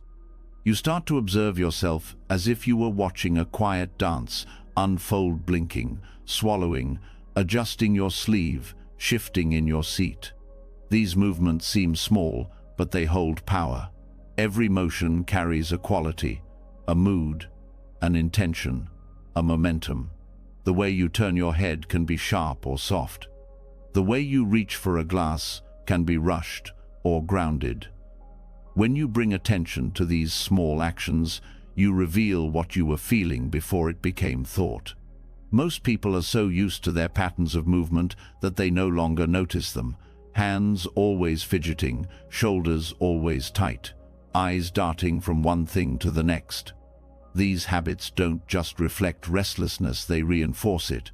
But awareness interrupts the loop. When you notice the motion, you're no longer being moved by it. You are choosing. And in that choice, presence deepens. You begin to participate in your body, not just live inside it. The space between doing and being gets smaller. You're no longer lost in your head while your body follows along. You return to embodiment, to the felt sense of now. Micro-gestures can also reveal unconscious emotions. The clenching of a jaw may show unresolved frustration. The shifting of feet could point to unease. A repeated cough might hold anxiety. By noticing these signals, you give the body a voice. You begin to meet yourself where words don't reach. This awareness is not judgmental. You don't watch your movements to correct them. You watch them to understand, to feel the truth of your inner world reflected in how you move through space. This kind of observation creates kindness. It brings softness. You stop pushing the body to behave. You begin to listen. Simple movements like blinking, swallowing, or stretching can become anchors for mindfulness. Each one is a chance to return. Not dramatically, just gently. Instead of chasing the next task, you notice the blink. You return to the body. You arrive again. These returns are not interruptions to your day. They are the foundation of your attention. They prevent disconnection from building up. Instead of needing a crisis to bring you back, these small pauses become regular touches of presence. A blink becomes a bell. A shift becomes a breath. This practice doesn't require you to pause your life. It moves with you. As you stand, sit, turn, type, awareness follows. You are not waiting for stillness to be mindful. You are moving with clarity. You are reclaiming the body as a place of awareness, not a tool for doing. Mindfulness of movement also teaches you humility. You begin to see how often you move from habit, how many actions are performed automatically. There's nothing wrong with this. But when you notice it, you see how much of your life is spent in unconscious repetition. Awareness changes that, not by controlling every move, but by bringing light to each one. Letting movement become part of your practice also reveals timing. You start to sense when a gesture is rushed, when you are ahead of yourself, when the hand reaches before the heart is ready. You learn to wait, not as delay, but as respect for presence. Each motion becomes honest. You may begin to notice how posture changes mood. When you sit slumped, your energy dips. When you lift the spine, clarity returns. This is not about formality, it's about alignment, not in appearance, but in experience. Micro-movements also reflect how you relate to others. The nod of the head, the crossing of arms, the touch of the hand, these carry messages. often louder than words. When you become mindful of your own body, you begin to notice these cues in others too. You listen with your eyes. You connect with your presence. This creates real communication, not just of thoughts, but of states, of honesty, of care. You begin to notice when someone's smile doesn't reach their